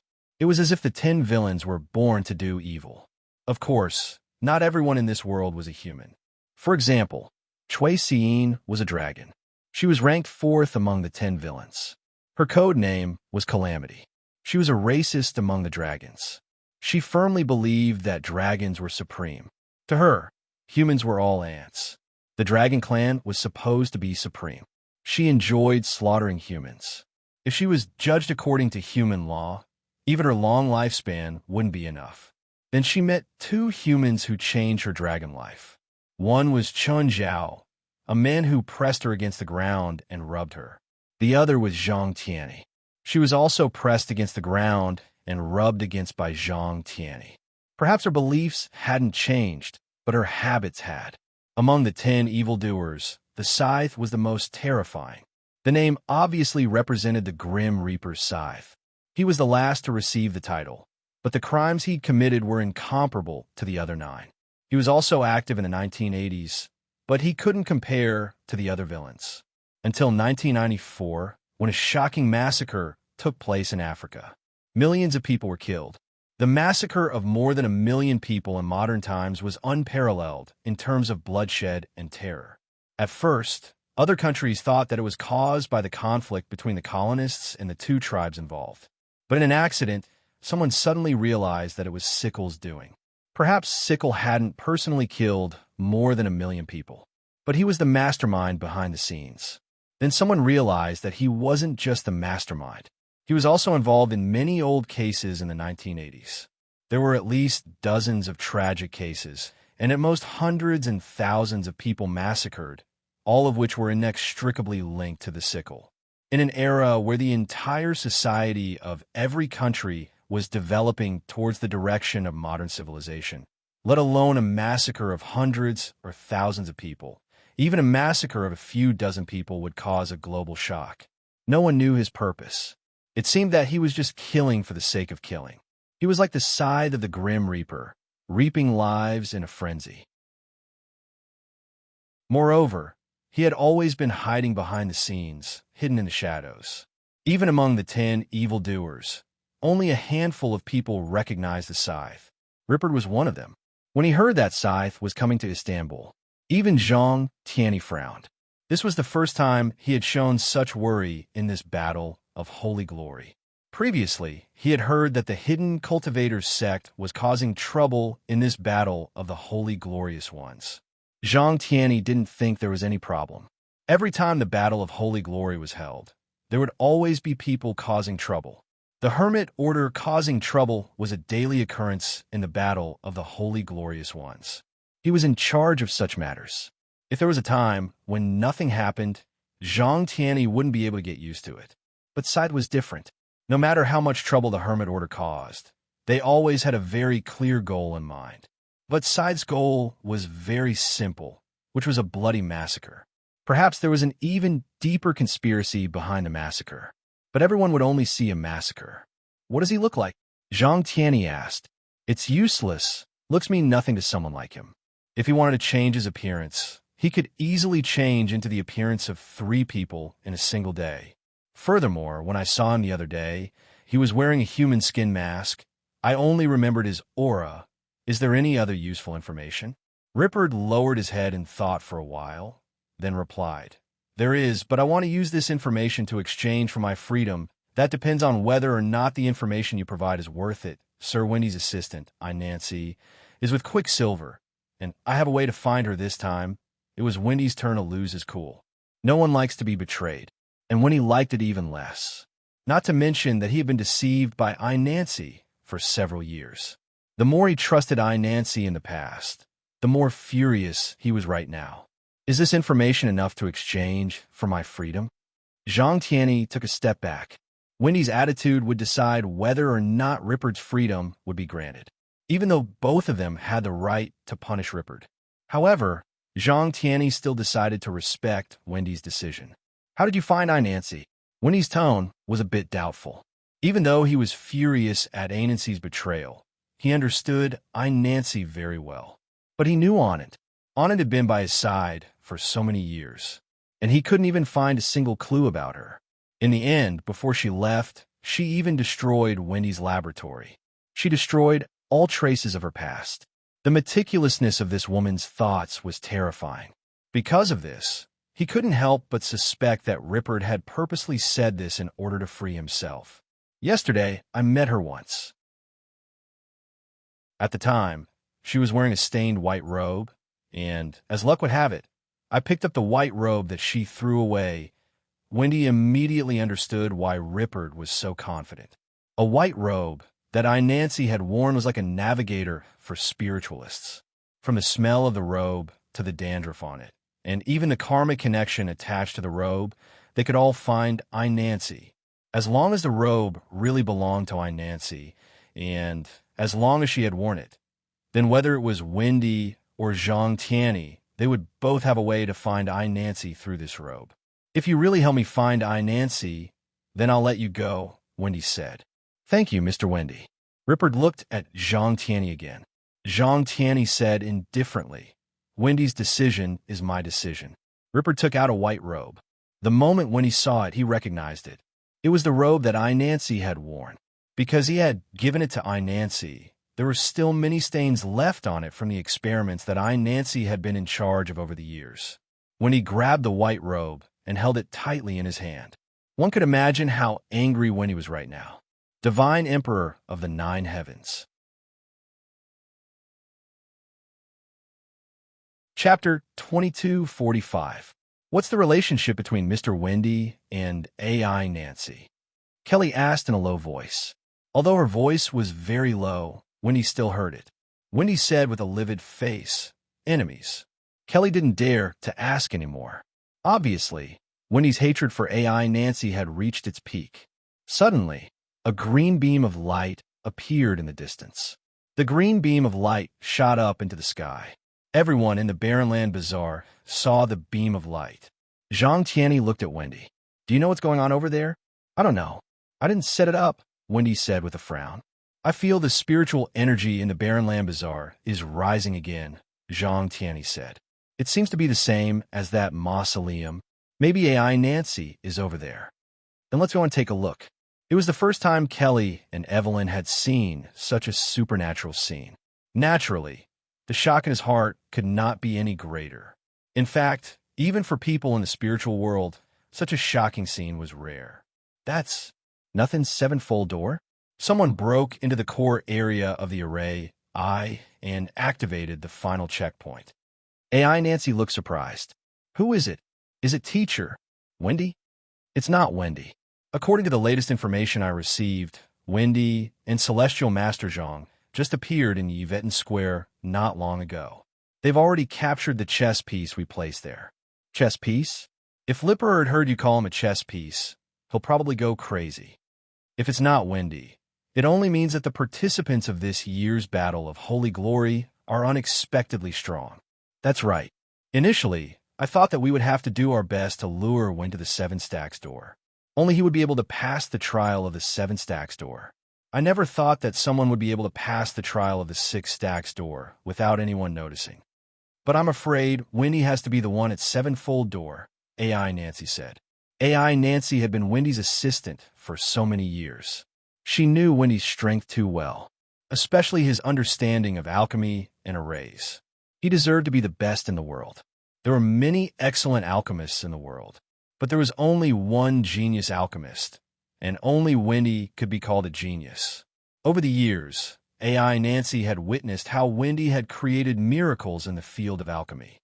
Back then, in order to secretly learn Wender's alchemy, Nancy had stayed by his side. But the longer she stayed with Wind, the more she realized her ignorance and stupidity. The difference between the two was too great, or it could be said that their way of thinking was different, especially when she understood that what she wanted to learn was not something she could learn. Only then did she truly realize how big the gap between her and Wendell was. In terms of alchemy and magic circles, she would always be a primary school student in front of Wendell. Wind, on the other hand, was always making progress. It seemed that all complex technologies would become simple in front of him. Must it be Winder? The black soul hovered around AI Nancy. He did not know alchemy, so of course, he could not understand AI Nancy's tone of certainty and conviction. Because the 7th layer is the Earth test. In the 7th layer, there will be an endless stream of clay armies. They will never end. To stop this process, the only way is to solve a super complicated alchemy formula in the shortest time possible. When this alchemy formula is solved, it will automatically release the ultimate Earth magic, Earth's Forbidden, which will disintegrate the endless clay armies. At the same time, it will also disintegrate the seal hidden behind the 7th layer. As long as more people go to help the alchemists resist the clay armies, and then give the alchemists enough time, they should be able to solve the alchemy formula you mentioned. In theory, yes, but you have ignored 2 problems. First, that super complicated alchemy formula. There are no more than 3 people in the world who can solve it, and one of them is Wendy. Second, how long do you think you can help the alchemists resist? And you know nothing about the clay armies. Are you looking down on our strength? The black soul said with dissatisfaction. Don't overestimate your strength. AI Nancy did not give the black soul face. That's one of the ancient seals. If it's really as simple as you say, I'm afraid we don't need to worry about it now. I'm not looking down on it, but I don't think it's that difficult. The black soul still proudly said. Then we'll wait and see. The Wutai Mountain team and the Union of 10,000 Immortals team had been here for 2 days. In these 2 days, the 2 teams of 20 people fully understood their powerlessness. In addition to being able to superimpose their magical power and then greatly improve the strength of one of them, they had no other use. Most of the troubles still needed to be solved by Ruick Des. In 2 days, they had broken through 6 gates. And when they came to the 7th gate, what they saw was a square obelisk standing in the middle of the square. A ray of light shot out from the top of the obelisk, which went straight through the sky. Between the 7th door and the obelisk was an invisible wall of air, but everyone could still perceive the existence of the air wall. It was similar to the buggy terrain in a game. There was obviously nothing, but they just couldn't get through. Everyone carefully approached the obelisk. Just then, a line of magic text suddenly appeared on the surface of the obelisk. For people who did not know alchemy, these magic texts were obscure and difficult to understand. But for people who knew alchemy, these magic texts were very, very complicated formulas. Apice formula. When Ruick Des saw this line of text, he frowned directly. What is Apice formula? For you laymen, there's no need to know what Apice formula is. Mr. Ruick, we need to cooperate sincerely, not with this condescending attitude. Exquisite said indignantly. Cooperation? Have you made a move along the way? How many times have you sold it? You have the nerve to say that you have a cooperative relationship with us? Ruick Dess's words directly made the two teams of 20 people lose face. Although everyone was filled with righteous indignation, they did not contribute much in the first 6 gates. Although they had the heart to contribute to the 7th gate, the situation was the same as before. They could not even understand the magic formula given by this gate, let alone contribute. Ruick Des ignored the crowd and began to turn his head to look at the Apice formula. There seems to be no real difficulty in this permutation of the Apice formula. Will this gate be easier than before? Chapter 2246. Everyone looked at Ruick Des. Ruick Des carefully observed the Apice formula in front of him. Then, Ruick Des felt that he had understood and solved the Apice formula. Ruick Des placed his palms on the outer wall of the obelisk.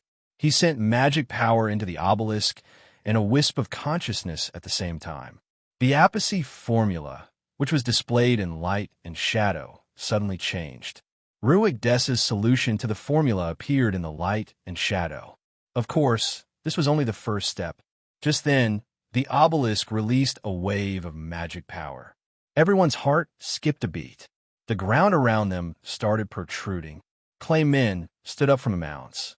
When everyone saw the clay men, they heaved a sigh of relief. There were a lot of clay men, but they were very weak, very, very weak. Fa Zheng punched, and 7 or 8 clay men were crushed.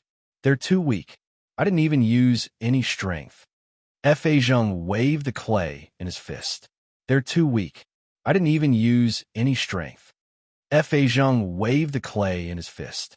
Indeed, Tinkle casually threw out a spell, and dozens of clay men were smashed into pieces. Of course, their attacks and the clay men they destroyed were just a drop in the ocean compared to the densely packed clay men. However, any one of these clay men could destroy an entire army. The most efficient was the rat demon, Wei Daheng. He summoned thousands of rats and wiped out hundreds of clay men with a single sweep. This is so fun. I feel like I'm invincible, Wei Daheng exclaimed. After all, in most situations, they couldn't fight against 100 alone. Even if they faced 100 ordinary people, they might not win. However, the clay men were much weaker than ordinary people. Very, very weak. Even if one person faced an army of thousands, they could easily deal with it. These clay men are too weak. Chun Zhao and Bifla were hiding in the dark and watching the show. Bifla crossed his arms in front of his chest and looked coldly at the chaotic battlefield. It definitely won't be that easy. The previous 6 levels weren't easy at all, and they were gradually increasing in difficulty. No matter how you look at it, the 7th level will definitely be more difficult than the previous 6. It's impossible for it to be the easiest. Bifla's gaze landed on Ruick Des.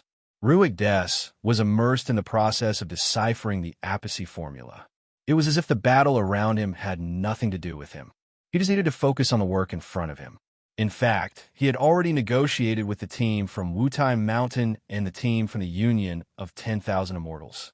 He could put in more effort, but if he needed to deal with it wholeheartedly, both teams had to be responsible for Madoua Shinji's safety. Although Madoua Shinji kept saying that she could protect herself, she didn't care. In fact, everyone knew that Madoua Shinji was far from being able to protect herself. At least in most situations, she was the one who needed to be protected. Although her stamina and physique had already surpassed ordinary people, she still hadn't reached the combat power of a spiritualist. Furthermore, her combat experience was pitifully low. At this moment, Madoua Shinji was indeed under everyone's protection. She didn't even have the chance to participate in the battle. Even when facing these extremely weak clay people, she didn't have a chance to attack. There was another person following her. As long as she got a little closer to the front line, she would be pulled back. After thinking for a few minutes, Ruick wrote down the second step of the solution. The moment he wrote down the second step of the solution, The obelisk once again released a magical fluctuation. Then, the clay people around him suddenly became stronger. These clay people were taller, and their speed and strength had increased. Oh no, this is the wrong step.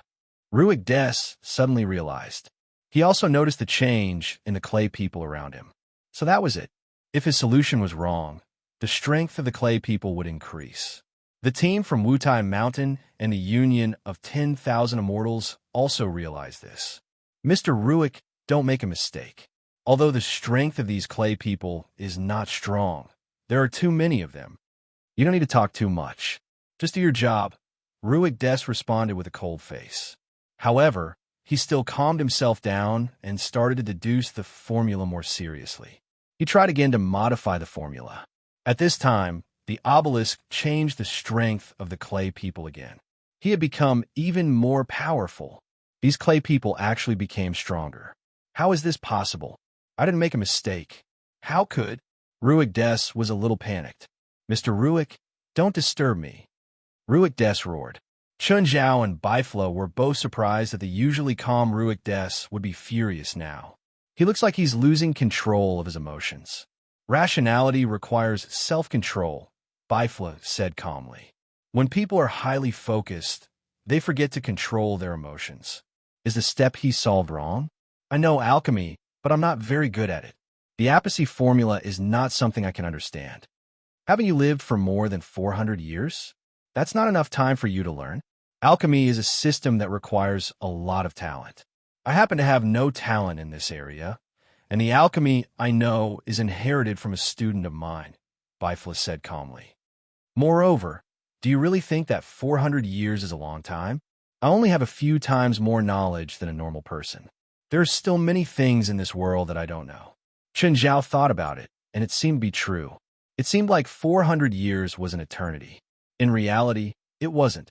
It was impossible for a person to keep learning for 400 years. For example, a normal person only had a dozen or so years to learn. Compared to a normal person, it was only a few times more. It's rare that there's something you don't know. How rare? Bifla snorted, ignoring Chun Zhao's mockery. Just then, the situation on the battlefield became even more chaotic. As Ruik Des solved the next step, the clay people became stronger again. Of course, because the clay people's bottom line was too low, they were still weak even after 2 or 3 times stronger. Although the two teams felt pressured, it was far from enough to threaten their lives. This level doesn't seem so simple. Whether Ruik Des' solution is right or wrong, it will increase the clay people's strength. Chapter 2247. Bifla wasn't the only one who understood now. Ruik Dales understood as well. He was very sure that other than the first mistake, he hadn't made any mistakes in the following 2 times. But the clay man had still been strengthened. The only difference was the strength of the increase. Ruik Des thought deeply for a while and completely understood where the difficulty of this checkpoint was. The difficulty wasn't in the Apathy formula itself. It was in the speed and slowness of the solution. If he solved the problem with the least number of steps, he could pass the level in the shortest way. The longer he took, the more dangerous it would be. This was why Luke Des had to rethink his method of solving the problem. He was confident that, with his abilities, solving the Apathy formula wouldn't be difficult.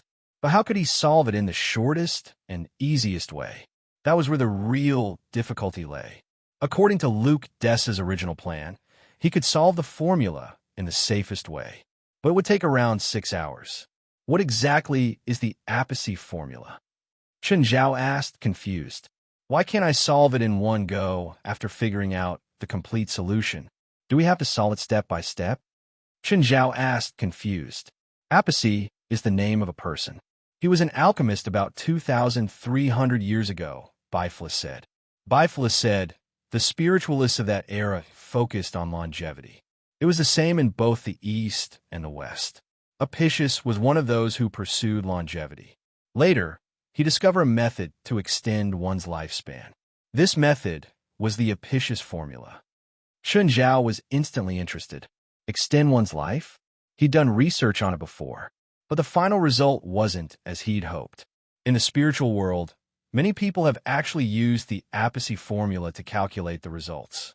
Most of the older generation of spiritualists who have lived for more than 100 years have used the Appice formula to calculate the results. Since it's a public magic formula and there's already a result, there shouldn't be any difficulty, right? Chen Zhao didn't understand why there was a need to recalculate. He thought that he had found the key to life, but then he discovered a big problem. His experiments on himself were successful, but his experiments on the second and third people always ended in failure. He couldn't understand why the correct calculation results couldn't be used on other people. It wasn't until his later years that he figured out the reason. It was because of the differences between people. To put it simply, everyone's data was different, but the formula he invented was the result of careful calculation. That was why his experiments on himself were always successful, but his experiments on others were always failures. Later, after he improved the formula and added the personal data of the target, it became the real Appice formula. That is to say, the Appice formula will be very different for different targets. Even twins will be different if their data are added to the Appice formula, so the calculation results will be different. Moreover, the calculation and solution are very complicated, so he had to solve the problem step by step. Rooker was also very hesitant. Recalculate? Think of new steps to solve the problem? Then all his previous efforts would be in vain. Moreover, these claim men would continue to strengthen. However, if he didn't recalculate and continue to use the previous method, the claim men would become stronger. Every step would make the claim men stronger, and the two teams would eventually collapse. After hesitating for a while, Rooker finally made up his mind and recalculated. Damn, they become stronger again. Mr. Rooker, by now, these claim men were already as strong as ordinary people. Moreover, there was an endless number of them. No matter how many the two teams killed, they would always stand up again. There would only be more of them. Moreover, even if Rooker didn't do anything, they would slowly become stronger. The two teams were no longer able to deal with the claim men as they did in the beginning, chatting merrily. You're saying that many people in the spiritual world have used this Appice formula?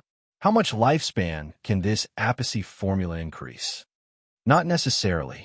Everyone's data is different, so the results are also different.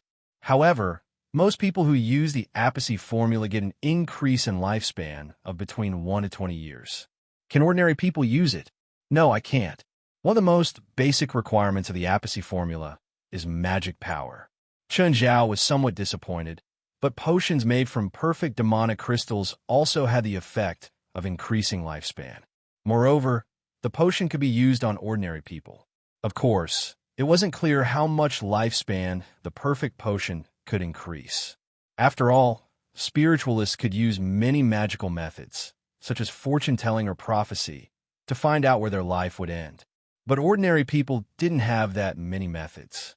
At least, the current medical technology wasn't at this level yet. You've used the Appice formula before? Yes, I used it in my third life. At that time, I asked the best alchemist in Europe to help me calculate my Appice formula.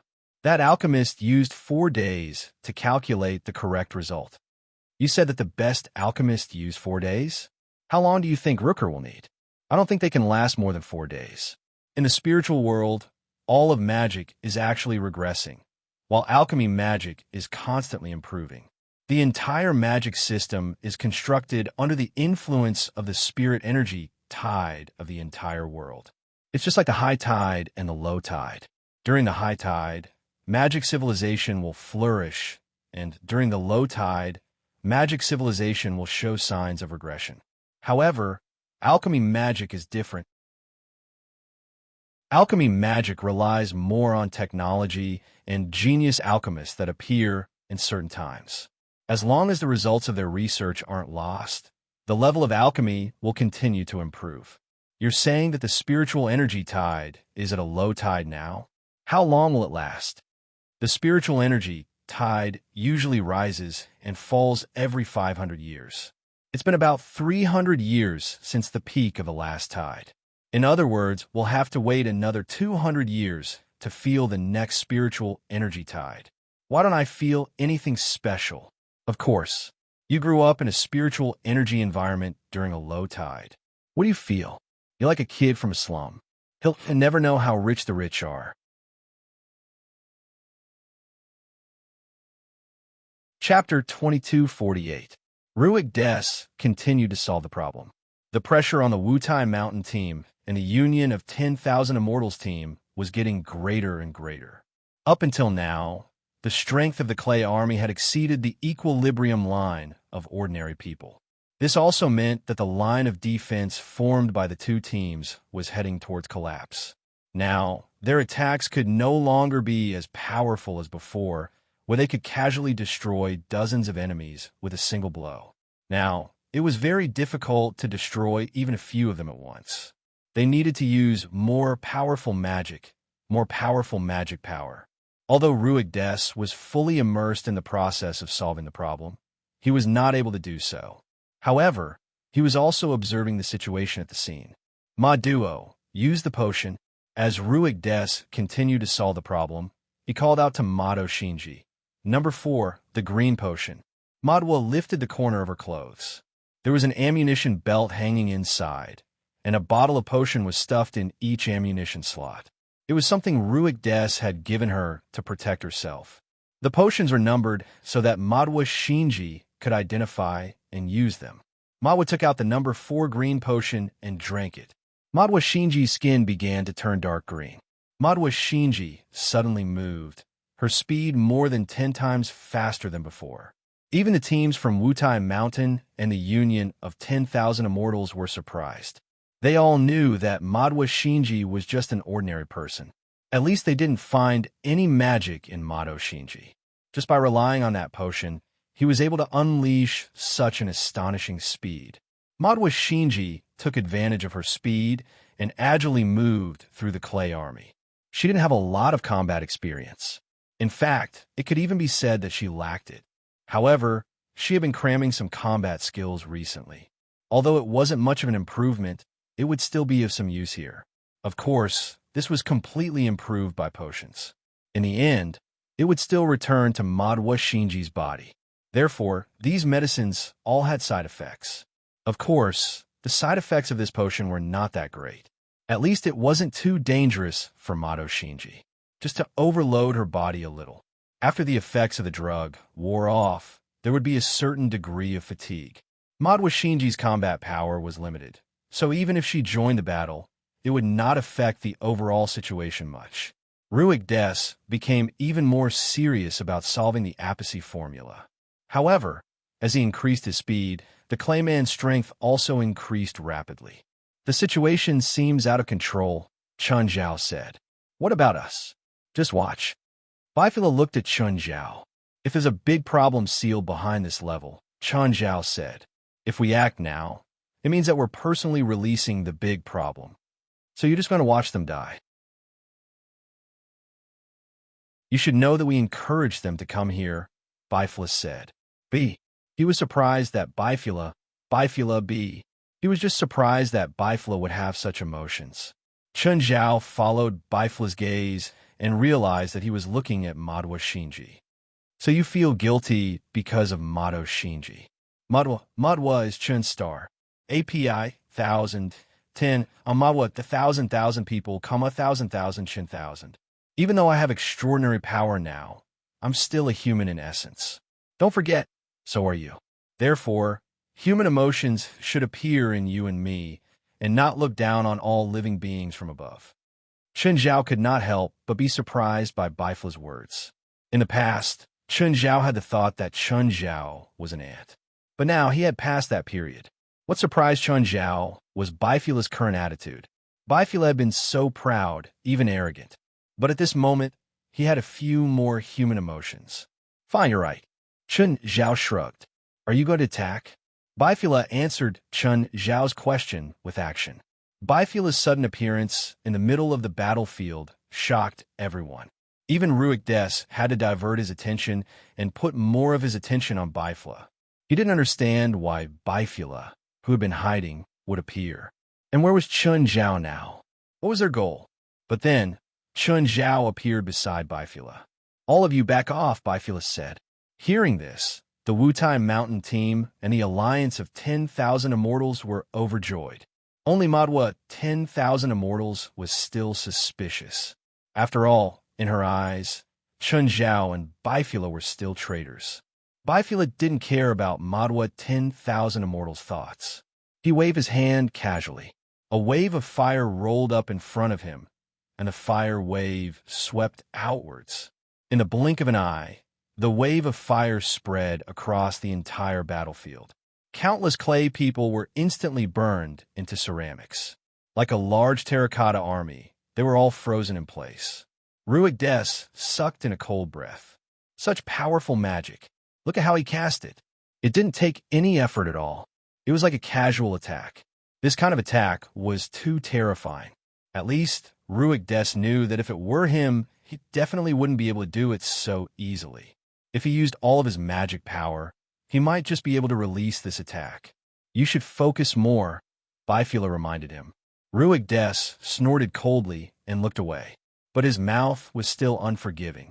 "I won't leave my back to two traitors," he said. Madwa 10,000 immortals watched Bifula's shocking attack.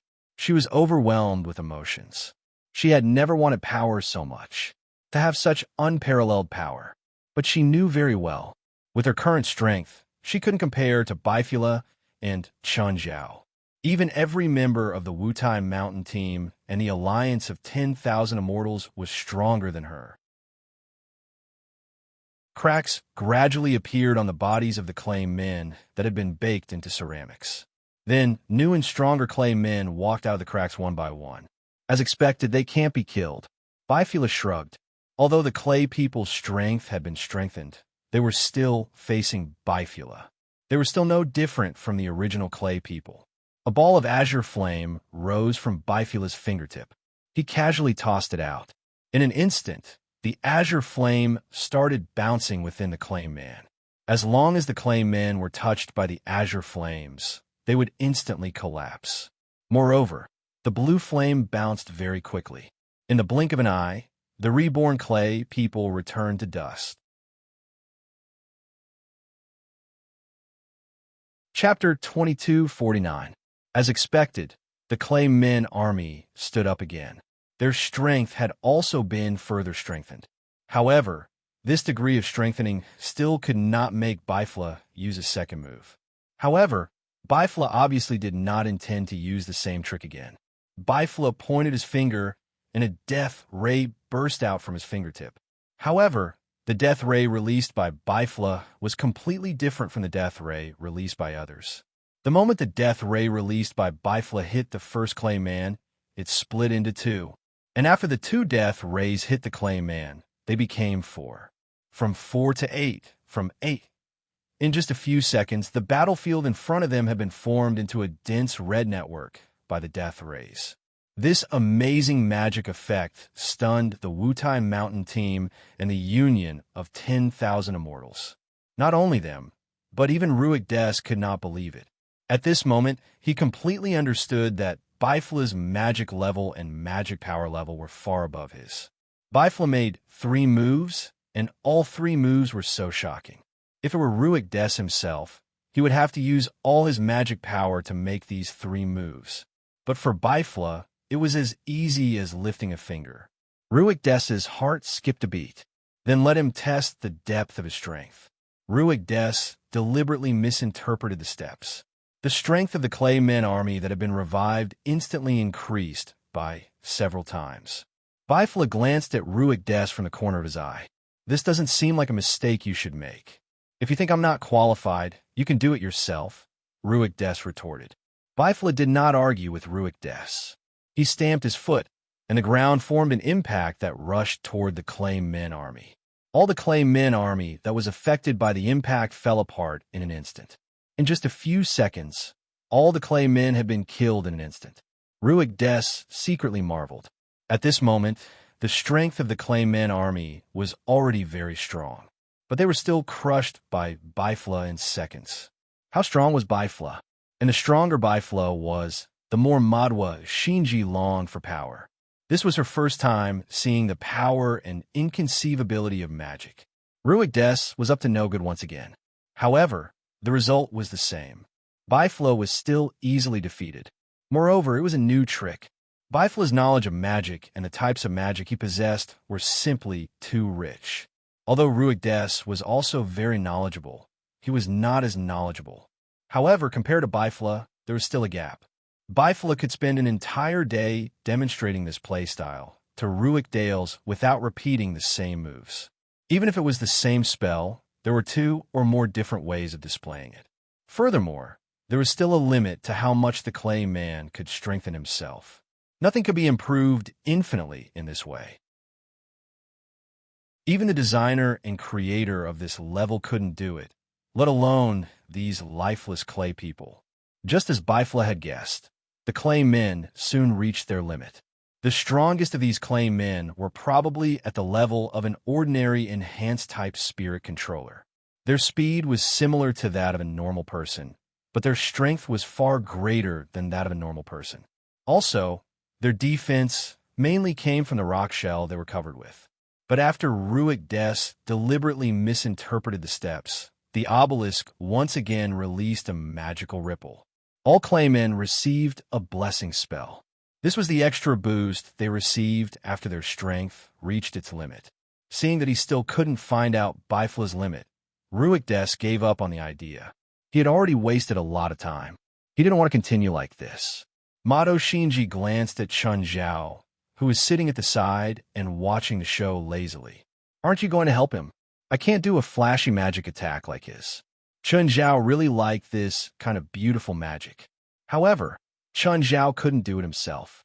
His attacks were all straightforward. Most of the time, they weren't worth watching.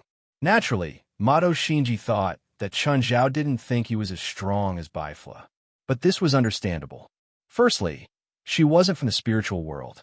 Secondly, her knowledge of the spiritual world was still very shallow. Ruick Des sped up his problem-solving speed. The claymen also started receiving all sorts of blessings and enhancement spells. Finally, an hour later, Ruick Des finished the last step. Immediately, the obelisk started shaking violently and releasing magical ripples. Every time it released a magical ripple, the claymen would receive a blessing spell. Speed enhancement, strength enhancement, immortal blessing, damage repair, but the claymen still didn't stop. Damn bastard, what's going on? I've already solved the problem. The claymen should stop attacking. Ruick Des was a bit impatient, but he still checked it carefully from the beginning patiently. After checking again and again, Ruick Des was very sure that his solution was correct. But the claymen still didn't stop attacking. Right now, each clayman had a dozen blessing spells on them.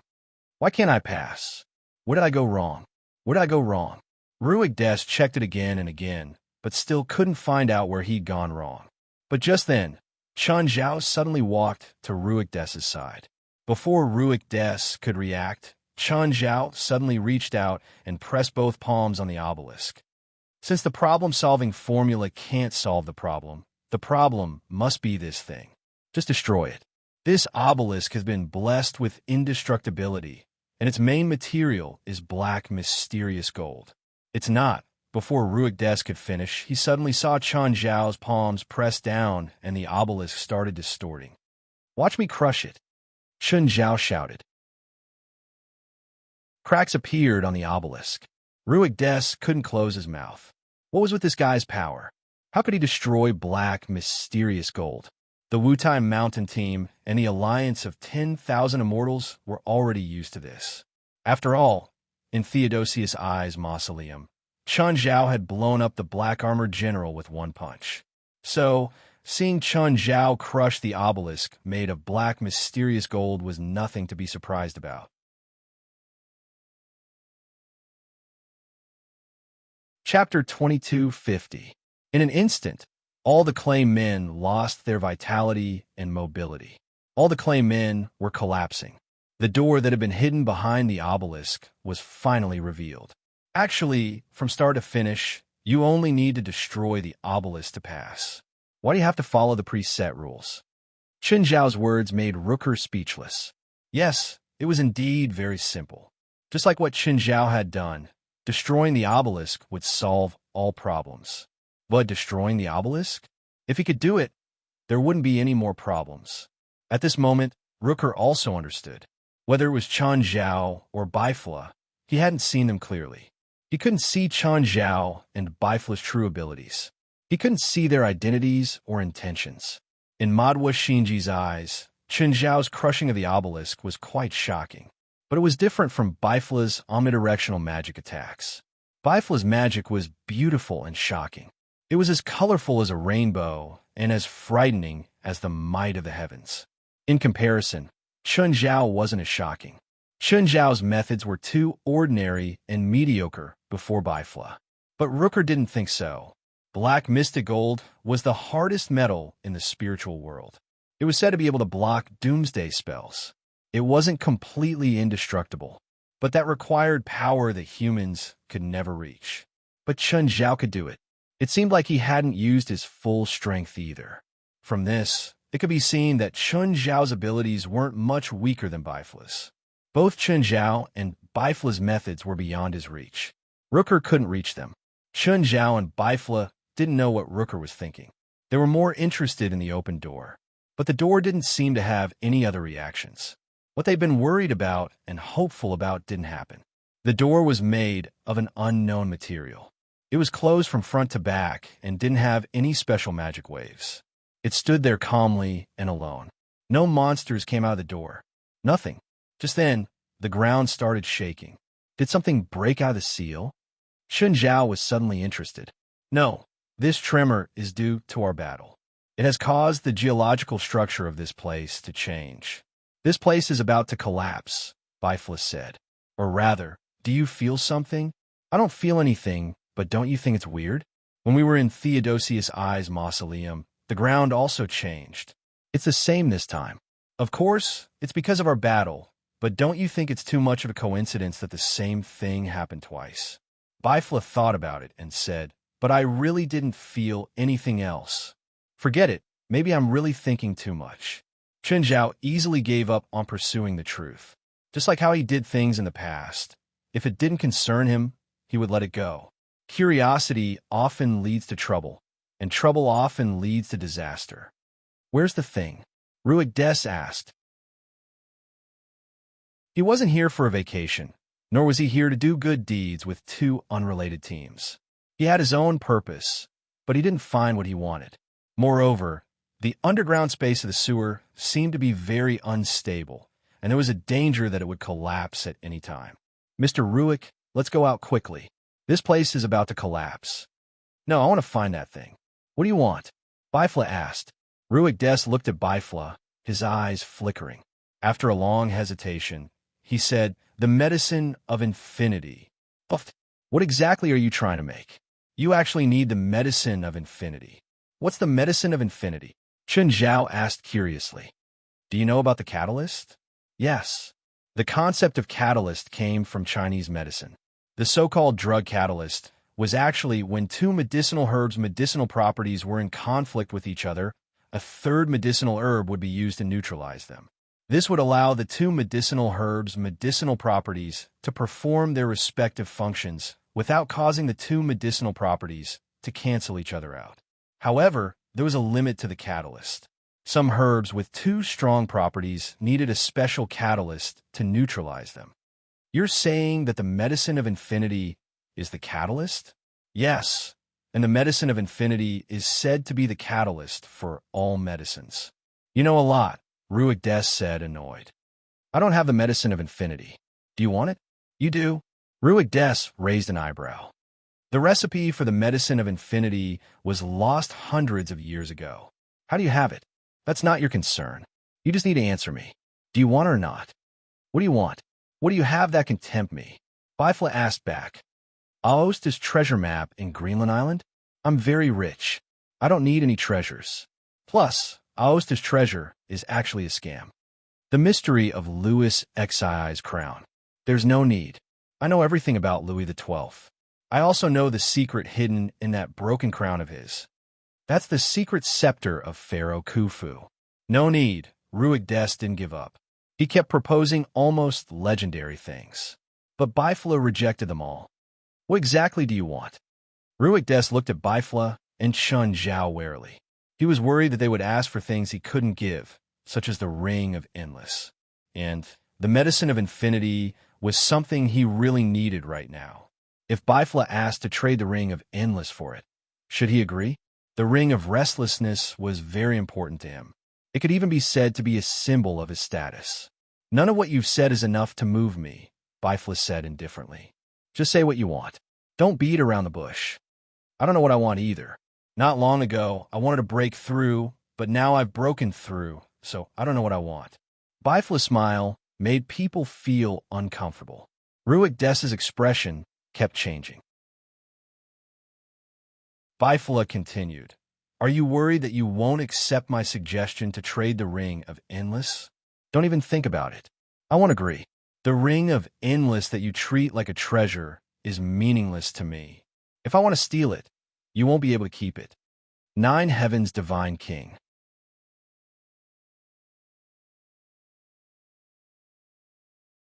Chapter 2251. He didn't like Bifla's arrogance and disdain. But right now, he didn't want to have a conflict with Bifla. Plus, Chun Zhao, who wasn't weak either, was eyeing him. What exactly do you want? The books of your legacy system. Bifla finally revealed his intentions. Ruik Des's pupils dilated abruptly. After a while, he calmed down quietly. Sure, Ruik said, but it's only for borrowing. The two had reached a preliminary agreement. After we leave Desolate Town, I'll give you the Medicine of Infinity. Also, I have to collect other materials in Desolate Town, Ruik said. Hey, shouldn't we think about leaving? This place is really going to collapse soon. Rocks kept falling from above. All signs showed that this place could collapse at any time. Chun Zhao led the way out of the sewers. I really don't understand who built the sewers into a maze. It's so weird. In fact, although they'd come in through the sewers, the rest of the way was completely out of the sewers. However, Chun Zhao could just destroy some sections. After punching through the walls, they could still save a lot of time. After they left the sewers, the ground behind them sank with a rumble. But just then, Chun Zhao felt dense spiritual qi seeping out from the sunken ground. It was several times denser than the outside world. Celestial Master Zhang is coming this way, Bifla said. Huh? Chun Zhao tilted his head to the southwest. He could indeed feel 2 auras approaching. Chun Zhao couldn't tell who it was from the aura, but since Bifla said it was Zhang Tianyi, it must be him. Let's go, Chun Zhao said. I don't want to meet him. Bifla nodded and turned to Ruik. After the second trial, we'll trade outside Desolate Town. I hope you'll keep your promise. You too, Ruik Des replied coldly. Now, the 2 auras were even closer. Even Ruik Des could feel the aura approaching. Mado, let's go. After calling out to Madwa Shinji, Ruik Des immediately turned around and left. Finally, only the Wutai Mountain team and the Union of 10,000 Immortals team were left. This time, they stayed in the sewers for almost 2 days. But the higher-ups didn't find anything. This made all of them quite discouraged. He hated Chun Zhao and Bifla even more. Huh? Zhang Tianyi suddenly stopped walking. What's wrong? Asked Wendy. We might be a step too late. Zhang Tianyi sensed a few auras that had already left before them. 2 of them were familiar to him. They were Chun Zhao and Bifla. They parted in different directions. It seemed that they had purposely spread out to avoid facing him. If Zhang Tianyi wanted to chase after them, he could only choose one of them. One of them is Bifla. I feel that the spiritual energy of the world ahead has become denser. Does it have something to do with Bifla? It's most likely related to him, Zhang Tianyi said. Kelly and Evelyn had no idea what was happening. They silently followed behind Zhang Tianyi. Celestial Master Zhang, can you tell me what happened? As a normal person, it's hard for me to explain exactly what happened. Zhang Tianyi wasn't trying to avoid it. He really didn't know how to explain it. In the other direction of the wasteland market, a man wearing a hoodie was strolling on the empty road. He was walking in the direction where the spiritual energy had suddenly burst out. The second ancient seal. Is it open? Those guys are better than I thought. Just then, someone walked over. He was dressed exactly like the person but he wasn't wearing a hat. When they saw each other, they were both stunned. Chun Zhao put his hands in his pockets and looked at the person before him. The person was also looking at Chun Zhao. The two stared at each other from a dozen meters away. "Don't look for trouble. Don't look for trouble," Chun Zhao muttered to himself as he continued forward. But the person didn't hear Chun Zhao's muttering. "I don't like people wearing the same clothes as me." "I don't like it either," Chun Zhao said, shrugging. "But it can't be helped. It's already happened." Just then, the person waved his scythe. "I'll kill you." Chun Zhao moved and dodged the scythe flying in front of him. "Don't be like that, okay? We just were the same clothes. I told you I don't like it." "There's no point in fighting like this," Chun Zhao said helplessly. "Don't worry. You'll lose consciousness soon. I'm good at it. I'm good at killing too." The person suddenly turned ghostly. He waved the scythe in his hand and his figure flickered. His body also became incorporeal. The person waved the scythe and floated behind Chun Zhao. He slashed at the back of Chun Zhao's neck. Chun Zhao's figure sank, and he dodged the attack by a hair's breadth. "Huh, you can capture my figure? Your speed isn't very fast. Why do you think that my eyes can't capture your figure?" "You shouldn't be able to see me, the Grim Reaper," the person said. "Grim Reaper?" Chun Zhao suddenly realized that the scythe in Ruik's hand looked like Blackie's scythe. But the person was definitely alive. That was for sure. Chun Zhao didn't know that the person was the number one of the famous 10 villains, Scythe. Of course, even if he knew, Chun Zhao wouldn't give him too much attention or respect. Scythe stared at Chun Zhao. "Looks like I'll have to use some real skills to deal with you." "Oh, do you still have energy? I'm starting to look forward to your performance."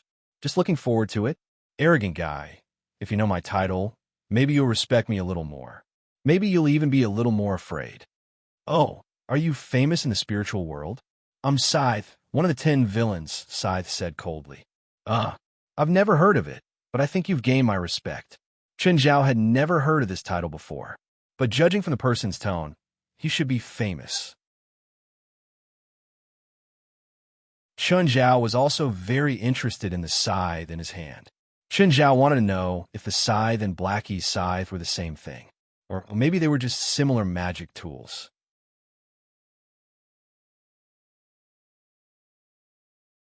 Chapter 2252. Chun Zhao kept saying that he respected Scythe, but Scythe didn't feel any respect from Chun Zhao's words or attitude. That frivolous tone and casual gaze didn't seem to be respect for Scythe. Maybe he didn't even know him. Scythe was annoyed. Scythe's figure moved around like a ghost. Sometimes he appeared in front of Chun Zhao, and sometimes he flashed behind Chun Zhao. He waved the Grim Reaper scythe in his hand lightly, tearing the air. It seemed like this could pressure Chun Zhao. Scratching his head, Chun Zhao said in distress, "Brother, you're making yourself look like a vengeful spirit. Do you think I'm a normal person? Can't we be more direct? You slash at me with the scythe, and I nimbly dodge it. Then I turn around and punch you so hard that even your mother can't recognize you. What do you think?" Scythe's face darkened. He slashed at Chun Zhao's back without any care. This time, Chun Zhao didn't dodge. He let the Grim Reaper scythe hit him. Clang! The Grim Reaper scythe created sparks on Chun Zhao's body, but he was unharmed. Just as Scythe was panicking, Chun Zhao raised his fist and punched Scythe's face. But this punch had missed. More accurately, it went through Scythe's face. Huh. Chun Zhao and Scythe both retreated more than 10 meters. Both looked surprised. This feeling was the same as when he faced Blackie. There was no physical touch or spiritual feeling. Scythe was also surprised. The Grim Reaper scythe didn't just target the body. It was a fatal threat to the soul, too. But the Grim Reaper scythe in his hand was useless against the man before him. Are you surprised that your Grim Reaper scythe is useless? The Grim Reaper is not a spiritual body, nor is it a physical body. Most people can't see the Grim Reaper because the Grim Reaper permanently exists in this world and other dimensions, so it can't be seen or touched. However, the Grim Reaper can attack the soul, and it can also attack the living. When attacking the soul, the Grim Reaper needs to transform itself into a spiritual body. When attacking the living, it needs to transform itself into a physical body. Do you understand? As long as you use physical attacks, it's useless against me. You can't beat me in close combat." Hearing that, Sickle's expression turned serious. The man in front of him knew more about the Grim Reaper's scythe than he did.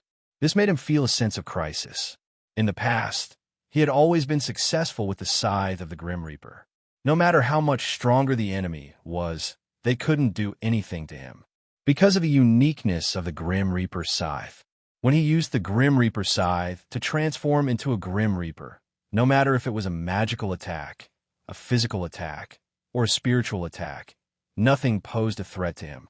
But now there was someone who knew his background. How could he calm down? The man in front of him must die. Scythe gripped the Grim Reaper scythe tightly. At this moment, a group of people appeared in the distance. Their leader was Nancy. Both she and her companion sensed the battle ahead. What's with that eerie and terrifying aura? Scythe, it's a sickle. Everyone's expression changed when they heard this name. Sickle. Even though there were 2 of the 10 evildoers among them, they were still in awe of the leader of the 10 evildoers. Smoke rose from the battlefield in front of them, and vengeful souls flew everywhere. It was as if that small area had completely turned into a ghost town. Scythe had already started to treat the enemy before him seriously. 1,000 souls end. The sickle suddenly slashed at Chun Zhao. Instantly, it was as if 1,000 vengeful souls attacked at the same time. The air was filled with the cries of countless souls. Chun Zhao raised his fist and punched the Grim Reaper scythe away. Scythe's expression was serious. Chun Zhao's expression was also serious. This might be the weirdest reason for starting a war since he'd come into contact with the supernatural world. A murder caused by wearing the same clothes. Moreover, he could feel Scythe's murderous intent. He really wanted to fight to the death with him. Scythe sensed Chun Zhao's strength. He'd used the power of 1,000 souls, but he didn't gain any advantage. After a few rounds of attacks, the 1,000 vengeful souls attached to the sickle were all shattered. 10,000 souls burial. This time, Scythe used 10 times more power than before. A terrifying aura whizzed out of his body. Chun Zhao's heart jumped. Why did this sickle look so much like the Japanese samurai? From the way he attacked to the way he held the sickle, it was the same as the Japanese samurai. However, his appearance was that of a white man, not an Asian. In the distance, AI Nancy and the others couldn't see the intense battle ahead. The shockwaves spread in all directions. They didn't dare to get close in case they were affected. Scythe is fighting with the people above? Is it Celestial Master Zhang or 23rd Blood Mary? AI Nancy looked at the 2 indistinct figures at the center of the battlefield from afar. They're really strong, AI Nancy said emotionally.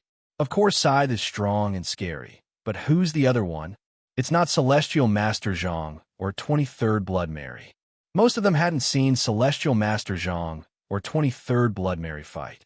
But from the shockwaves of the battle ahead, it clearly wasn't the style of these 2 pillars of the supernatural world either.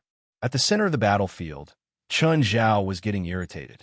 He couldn't catch Scythe. Scythe held the Grim Reaper scythe. If Chun Zhao wanted to catch Scythe, he had to materialize his body the moment he attacked. But Scythe was too fast, and the time it took for him to materialize was too short. Unless Chun Zhao could grasp that 100th of a second. Otherwise, all of Chun Zhao's attacks would be useless. But similarly, Scythe couldn't hurt Chun Zhao either. Whether it was 1,000 soul extermination or 10,000 soul burial, they were all 10 times more powerful, but they were still very weak against Chun Zhao. This guy was terrifyingly strong. Since when did someone like this appear in the supernatural world? Was the Eastern supernatural world really that strong? Any random one of them was at the monstrous level. Scythe gripped the Grim Reaper scythe even tighter. It seemed that normal moves wouldn't be able to defeat this guy. 100,000 torrent. Scythe growled. It was like Scythe was controlling an erupting river. 100,000 vengeful spirits swept toward Chun Zhao. Chun Zhao finally realized the problem. Scythe's previous 2 upgrades were all thanks to the vengeful spirits. Chun Zhao didn't find it strange at the time. After all, Scythe had the Grim Reaper scythe. But now that he used it, Chun Zhao felt that there was a huge problem. You're tuning into the Romance Rendezvous YouTube channel. We're so grateful for your support, and don't forget to subscribe to join us on this incredible journey through captivating stories. Your generosity through donations truly makes a world of difference, as it's the primary source of revenue that allows me to expand and enhance this channel for you. Thank you from the bottom of my heart for being a part of this adventure.